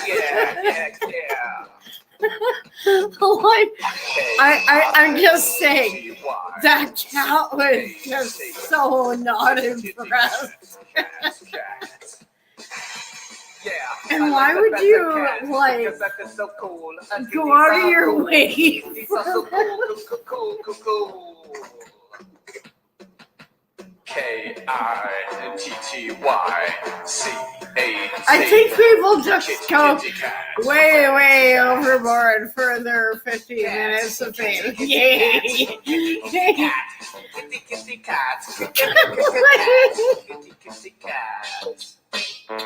Just why, God, why? Why, God, why? See, I won't replay it. I know, because it looks so real.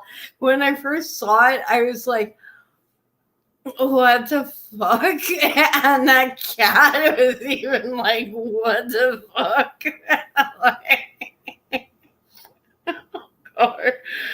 Yeah. Hey, everyone wants to express their creativity. How's that? I know. It's like, out of all the things you could do with cake, you chose kitty litter. I'm sorry. Like, what an idiot. No, I'm not. Like, they did a brilliant job at it. Like, it looked really authentic. And that cat, though, I think I'm just killing myself laughing because that cat was just like so mad. Like, I know angry cats. It's not just grumpy cats, it's angry cats. And that cat was just like, what the fuck are you doing? Hey, man, and they did a good, I hate to say it, they did a good job. It looked real on film, but why would you, like, just why? Out of all the things you could film. Oh, God. Yes, grilled cheese. I will get back to you once we get something else to distract me after that stupidity. I love some of these glassworks, and I want to develop them more. Oh, God, this one was crazy. This one's really good, but it's like 20 minutes, and I recommend you watch it on double speed. And I hate doing that during live streams. So if you want to see it, go on bluecryptameria.gold. Oh, yeah, this one's good. Yeah. Like this is going to happen. Today we have a bill that partly reverses the damage that this prime minister has caused. We all know that after 8 years of this prime minister, life costs more, work doesn't pay, housing costs have doubled, and crime, chaos, drugs, and disorder. Oh, yeah, that was gross. Like, why do that? Freeing repeat violent offenders the same day they are arrested came to us in Bill C-75, supported by both Liberals and their coalition partners. In fact, the NDP wanted to go even further. What are the consequences of their catch and release policy? Violent crime is up 39%, homicides up 43%, gang killings up 108%, aggravated assaults up 24%, assault with a weapon causing bodily harm, 61% increase, sexual assaults up 71%, sex crimes against kids up 126%, kidnappings up 36%, car thefts up 34%. And these crimes are almost always committed by a very small minority. The good news is that we don't have a lot of criminals in Canada. The bad news is they're very productive. And they're allowed to be productive because of the catch and release policies passed in Bill C-75 that allow an offender to be arrested often within hours of his latest crime. Now, in Vancouver, the police had to arrest the same 40 offenders 6,000 times. Because like 6,000 times. Like this isn't made up numbers. These 6,000 times. C-75. The bill before Same us today 140 people this many times. modestly reverses the catch and release bail system. I have a few ideas for how to clean up the prison system like that, but very clear. A conservative probably government, shouldn't a common say it sense out conservative loud. government led by me will bring in jail and not bail for repeat violent offenders. Those offenders with a long rap sheet, newly arrested. Yeah.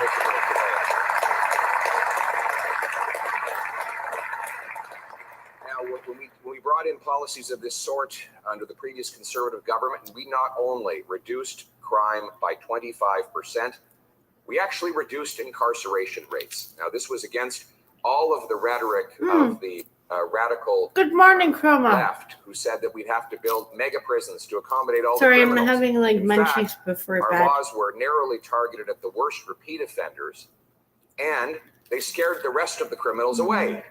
So you actually had fewer criminals, less crime, and therefore fewer prisoners. And that meant safer streets. But this prime minister has unleashed a crime wave over the last several years. I just was in Whitehorse yesterday, where at Antoinette's restaurant, where the owner told me his restaurant has been robbed 12 times in 18 months. 12 times in 18 months. Like, wow, like once a month your place gets robbed. That sounds They were going to awesome. stop arresting the offender because it wasn't worth the time of having him arraigned and being released almost immediately. It was easier and more cost effective to just leave the thief on the streets and let him do his business. Yeah, this is like how lazy our cops Our are. criminal justice system is after 8 years of this prime minister. And now he's appointed a radical justice minister who says that crime is all in Canadians' heads. It's their imaginations that have gone wild. But the data proves otherwise. It turns out that Canadians are right, conservatives are right, and a common sense conservative government will fix the mess they made, fix what's broken with jail and not bail. Now let's bring it home. And he says this like, but it's okay. I don't know. I don't know what's happening in my country. I don't like going downtown.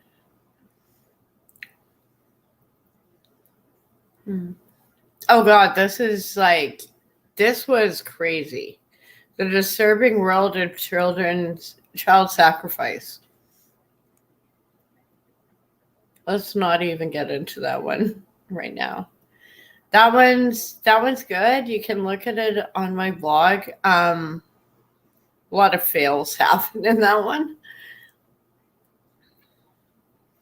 Aw, this was sad. I don't like normally pulling up CTV, but an extensive search for a BC man who was studying medicine in Grenada came to a tragic end this week. Liam Fisher's body was found days after he went missing while out on a run. His parents hope autopsy results might provide answers as they remember the son they lost. CTV's Michelle Bernoro has more. Liam Fisher was the kind of guy who'd flip a 300-pound tire for 10 kilometers. Pretty excited. We have just passed the $10,000 mark. To raise money for cancer research in memory of his sister. His sister, Reva, died, it'll be 6 years ago on Sunday of brain cancer. 34-year-old Fisher, a high-level athlete who previously had his own gym in North Vancouver, had set his sights on becoming a doctor. Hi, I'm Liam. I'm from Pemberton, Canada. He was a medical student at St. George's University in Grenada and featured in one of their social media posts. For me, putting on that white coat means a commitment to helping others. He was the happiest that I've seen him. But last weekend, while doing a short running race, he vanished. He was in with the lead pack for most of the way, and then he faded towards the end. Then he never turned up at the finish line. His disappearance, not noticed until he didn't show up for class Monday, triggered a large search involving hundreds of people, including many classmates. His parents received the devastating news Tuesday night that his body had been found in a treed area. Where they actually found him close to the finish line, but hidden. It's just like, you know, if there's a 1,000 cracks, he fell through them all. Liam's father, a physician, said that while foul play has been ruled out, he's baffled as to what could have caused his son's death. It sounds to me like possibly some kind of medical emergency happened during the race. His parents hope an autopsy will provide some answers. In a bush.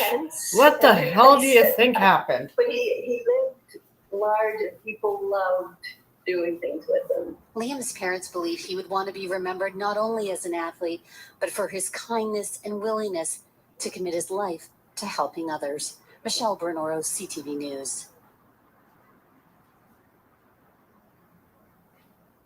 Yeah, I just think, like, I know they say foul play was ruled out. His body, like the way his body was found, obviously is red flags right there, right by the finish line.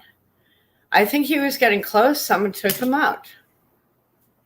Who, you know, and tried to ditch the body or something. Like it just seems there was a lot of stuff in that case that doesn't add up.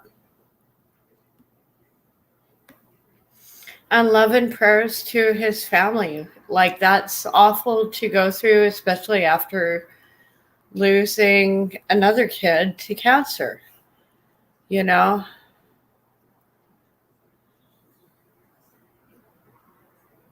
Coming up. Oh, God, yeah. I kind of agree with this one.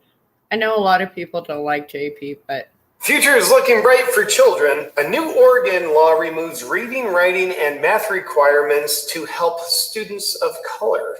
Welcome back to the JP Reacts channel, my beautiful freedom-loving friend, where we like to call out the lies, hypocrisy, and corruption of tyrants, shine the light of awareness on woke absurdities, and highlight the amazing work of other freedom fighters. Freedom fighter David Harris Jr. saw on his Instagram today, also saw this in multiple other places, this announcement. New Oregon law removes reading, writing, and math requirements to help students of color. Taking a gander at this, could this be any more racist? There's a presupposition with this law, what it's intended to do. The presupposition is students of color are not good at reading, writing, and math. Therefore, to help them, because they're not good, we'll remove requirements for them to graduate in math, reading, writing. It'll help them because they can't do it very well. We're helping students of color. If they weren't racist, they wouldn't automatically be assuming that students of color are bad in these areas.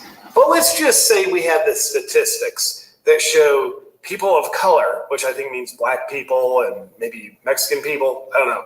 People of color. Like, we all have freaking color. But if they really wanted to help people of color and they could statistically see, hey, it's a fact, these students don't perform as well in reading, writing, this and is math. so, like, I know, it's so backwards. They could it is basically saying hey, like, to that help students of color, we're going to be you're better not teachers as for them, smart or as we're gonna other people. Make sure we teach them and that more is so because we wrong want to help tell them. kids. And like, no, it's, to help you, like, first off, there is we're a so bunch much of racists. ridiculous going around Lapis, like areas. So to help you and excel in these areas, we're going to make it so you don't have to know how to read, write, or do math to graduate. That'll help you. Really, is it really helping them? Aside from the racist presupposition, is it really helping them? 20 years down the line, people don't have basic reading, writing, and math skills. How much brighter do you think their future is? No. Do you think you're actually helping them, or do you think you're actually hurting them and just labeling it, we're helping them, and maybe labeling it convenient, we're helping them, so you don't have to be inconvenienced in being better teachers and having a school system that actually teaches people usable information? Could that be the case? And could it also be the case that they actually want people dumb? Could it be the case they're trying to dumb down America? So, you know what? We're going to eliminate your need to be able to read, write, and do math. We're going to say that that's helping you so that you come out dumber. You come out less capable. And if you're less capable, you're dumber throughout your whole future, guess who you're going to need to rely on more? Oh, the government. And if you want to rely on the government more, guess who you got to give more control to? The government. Oregon State, are you really trying to help students of color with your presupposition that students of color are dumb? So your racist point of view, first off, is that helpful? Second off, it's already you making it so they don't learn these things, is that also helping them? Of the population and is ensuring the next generation some of my dumber, less capable? Is that helping them or is that helping you? It doesn't matter your race, your religion, your gender ideology. That have their hands on the puppet strings of the state of Oregon. Some people are smarter at other things. But and I apologize. I'm asking these questions. Part of it is because I know how to think. I was taught how to do math, reading, writing. You look at the white schools. You look at the ethnic schools. My school system evidently didn't care about me. They didn't lessen the requirements of my need to be able to read, write, and do math to help me. They hurt me by making sure I could do math, reading, and writing. Wouldn't let me pass, wouldn't let me graduate if I didn't have the basic standards. So I am now hurt. I'm just going to pause this. I'm just going to pause this because in my high school, they generally looked at what someone's skills are, what would carry them past high school. So we had a racing team. So guys and girls who were really gearheads, they could take a mechanics course. And, so then when they graduated, they had a career. Whether or not they went to university or trade school, they knew enough about how to rebuild an engine and everything, and we don't do, I think we try and pigeonhole kids into some of these things. Yes, you should know basic English skills. You should know basic math skills and science, and everyone should be on the same page. But, you should actually, and I have seen this, where you gear a child's education towards their interests, you can incorporate the math and the English because you can negotiate and it becomes a trade-off. Because they see this golden carrot and, this is their goal. So yeah, you just got to do A, B, and C, and then you can do all the rest of the alphabet. Not to make that as a queer alphabet. God, they took over the rainbow and the alphabet. What's next? And I am queer, so it never used to be like this. It's demented. So I think I'm going to just kind of scroll through the rest. I'm just getting to the 4-hour mark, and I'm getting damn tired. Yeah, he's halfway through. She turned out gorgeous. Some of these turned out so gorgeous and look so real. And there is another one with Russell Brand. Yeah, he was honest. He was a bad, bad boy. And this was, we do have some very good people in the Canadian House of Commons. As Parliament reconvenes and I stand here in front of Centre Block on day one, I'm eager to discuss the changes needed to be made day one of the House of Commons. There will be a stark difference between the common sense Conservatives and the costly Liberal NDP government. We, Canada's Conservatives, have two priorities this autumn. First, we are committed to reversing the housing crisis that Justin Trudeau has created. After 8 years of this government, housing costs, mortgages, down payments, and rent have all doubled. For the first time in Canadian history, 9 in 10 young Canadians don't believe they will ever own their own home. We need to bring this dream back. Our second priority is eliminating the costly Trudeau NDP carbon tax to reduce the cost of food, gas, and heating. In addition, as your member of parliament, I will never stop advocating for greater safety in this country. I will work tirelessly to ensure our streets are safe by advocating for bail reform and keeping repeat violent offenders behind bars while awaiting trial. Our team will reinstate mandatory sentencing for serious violent criminals, which was repealed by this government, and put an end to the catch and release bail policies. Justin Trudeau takes your money, penalizes your hard work, taxes your food, doubles your bills, and releases criminals into our neighborhoods. We can't afford to let this continue. You deserve better. We, common sense conservatives, will empower Canadians with substantial paychecks that will buy affordable gas, food, homes in safe communities. The time for change is now. I'll believe Please it when I this see it. message. I wish I could believe them. I really wish I could believe this. You know, it sounds so good, but we'll see. I mean, today was basically like back to school in the House of Commons, so she's gorgeous too. This one I found was interesting. How many more do I have? Sorry, I'm just getting really sleepy. Oh God, I still have some more. I might even like just shut this down at the 4-hour mark. I'm going to play this one. Hopefully. But sticking with see where it gets me. I might actually. On the weekend, we had these big old. I just kind of want to shut it down at the 4-hour mark. I'm getting so tired. Matters, namely ending fossil and I have fuels. job interview tomorrow and other Well, work. they were getting around New York on the weekend. They were getting around Toronto, all over the shop. Have a look at this stuff that was going on in New York.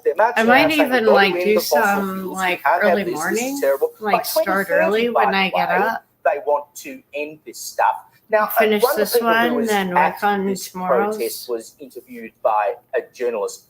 Have a listen to her reasoning for being there. So like a year ago, we were in the parking lot of his preschool, and he said, I hope I die before the world catches on fire. So here we are. So Thank you. I don't know how. Like, is this woman actually brain dead? Her son is. I don't know how it'll go. I'm just. Being told, I have a job. It's just such a big commute. He now 5 hours a day to commute is just a lot. And so, if I can find something closer, fingers crossed. Thank you. In these kids' heads, and instead of her going, hang on a minute, I should probably go protest at the principal's front door, she's going to go, I'll just walk around the streets of New York, hoping that we can sustain this big old city here, one of the biggest in the world, without fossil fuels. How great. Then over in Berlin, take a look at this. You've got these numpty protesters go up to the Brandenburg Gate, famous landmark, of course, and they're defacing it with fire extinguishers and orange spray paint. They were caught out because they were seen by security guards on a security camera bringing up a hydraulic lift. You know, if you're going to go and do some sort of protest, you'd probably do better to be a little more inconspicuous than driving around in a hydraulic lift, I would have thought. And then take a look at this out of Toronto. I honestly don't know. Oh God, Toronto. Here. Again, I know, this one's weird. Protesting against fossil fuels. They want to end them by 2030. Matt, what on earth are they wearing? Are they like? I know, this is like so like Handmaid's Tale, like, but just fucked up. This is, and of course, the weirdest ones come out of Toronto. Yeah, this was. But reporting on it in our local papers, yeah. They quoted an 8-year-old in the story, who said, quote, I really want the earth to feel better. It has been. This is the sort of reporting, but it does reflect a sort of a religious belief that's being I know, exactly. in the next generation. Protesters were talking about the terrible things that are going to get up to the farm in North Sandwich, it is 5 hours. Has been allowed to, it's like... to capacity. Because it's like a 20-minute walk to the bus stop, then it's an hour bus ride, then it's a half-hour transfer, and then I do it all again on the way home. I know, it's fucking creepy. The media is like, relaying these disasters, like the I just find it weird. It's like they're trying to do a Handmaid's Tale with some kind of environmental thing, and it's just dumb. Dumb. It is creepy. During the same exact time of the year. It's gross. Being put next to each other, but now it's red instead of blue because they're trying to give people the impression that this is just impending doom. But what really gets me is these parents, like the lady we just saw, that instead of reassuring her child, instead of availing herself of the facts so you can do the right thing by your kid, instead of just being drawn into this lunacy and being like, I'm doing it for my child. Do you know a thing about COT? Do you know a single skerrick about what climate change actually entails? The fact that the climate's always been changing, it would be weird. Yeah, we had the last ice age, I think, was in the 1800s. Behaving like the adults on the thing. So it's not like thousands of years ago. We have had them within the past 2,000 years. It's just absolutely negligent. But, let's feel afraid. And I'm not disputing that we do not affect the environment, but I'm also, some of these turned out so cute. I think just one more. I got time for one more. Yeah, let's pull this one. It's quick. That rumor word that you had a male attendant, that you were a hermaphrodite, and you joked about it on the stage last night. Maybe I do. But it's interesting. I'd say something like this. But it's interesting. A lot of artists would immediately put out some sort of statement just saying to mess with people. You have fun with it. So why the hell am I going to waste my time and give a press release about whether or not I have a penis? My fans.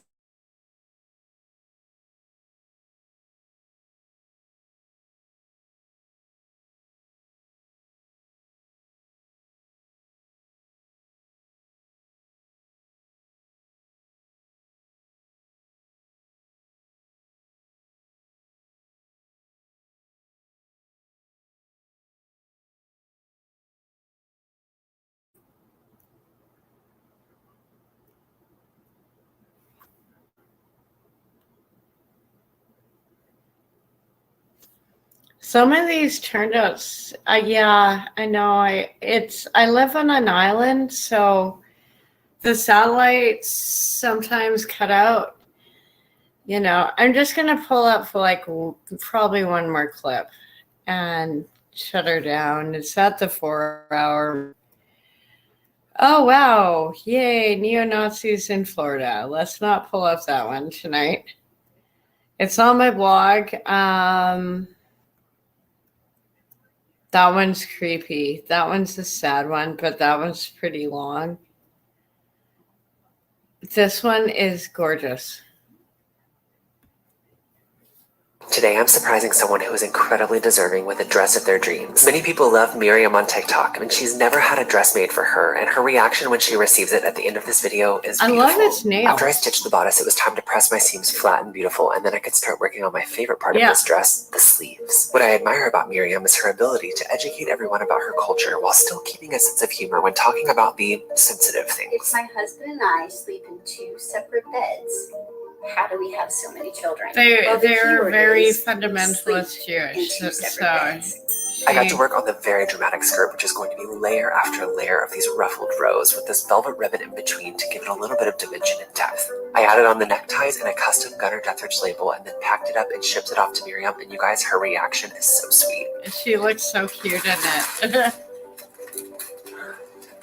I know, I pulled up a lot of dress videos. I think Miriam looks amazing in the dress we created, and it fabric fits so well. It's like that princess moment, and it's a lot of work to make a dress like that. Although this is more like me.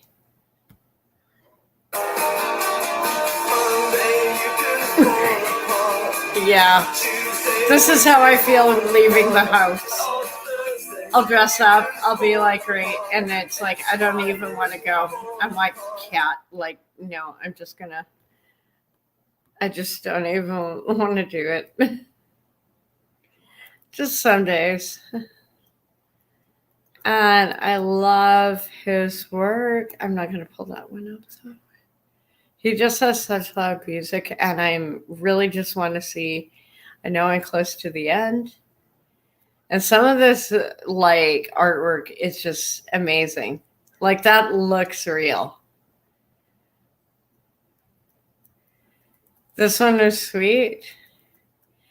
Like, people say his channel's stage, but I'm not.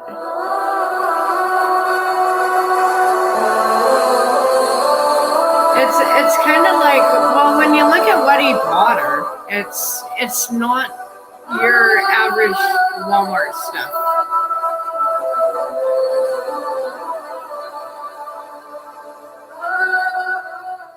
በዚህ ቤት ውስጥ ነው የምኖሩት?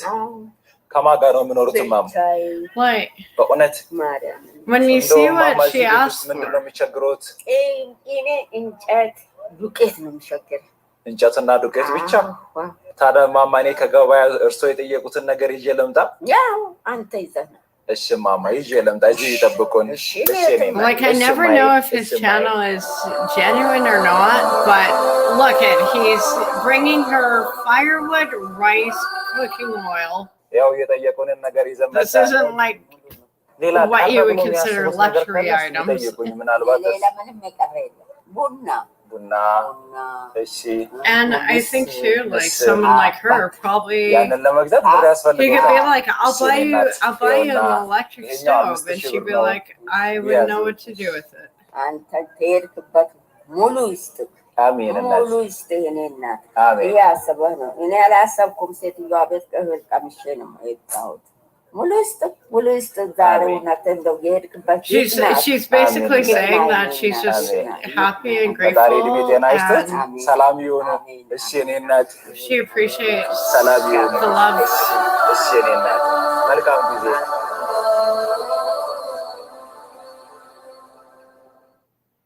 And yes, people actually live in places like that. Oh, I mean, the selection, I love this one. She looks so real. Like, it looks like a real glass sculpture. Oh, this one's hilarious. My husband and I both have Apple Watches, and one night we were getting it on when suddenly we heard a voice that wasn't either of us. My husband and his watch had It's like called those someone. Fitbits. See, there is danger in calling out the wrong name. Because otherwise I would have just called his phone. But she's called out Roger instead of Chris. And it's called Roger from work. Roger, I'm getting Rogered. We were both in shock. We were both in panic. But we were soon both really curious. Sexually? No. Like, Oh, for who called? Oh, sorry. Okay. Well, like, who did we call? Yeah, yep. It turns out it was one of the people who work at our church. Oh, that's even worse. While my husband was doing me missionary, he called a missionary.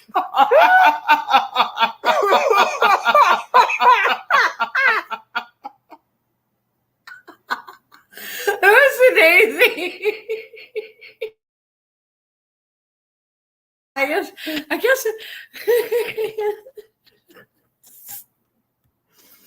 Yeah, that is just a note. Like that one, like so.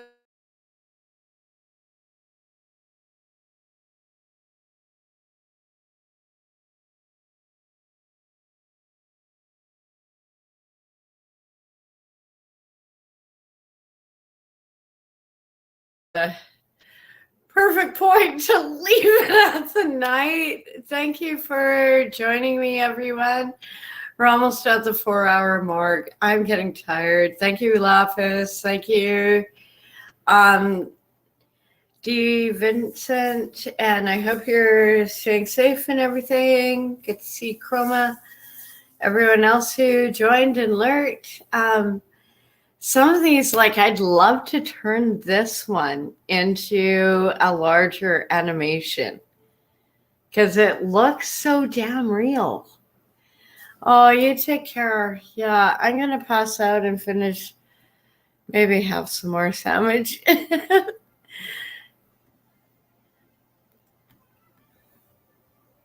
Thank you. You as well. And every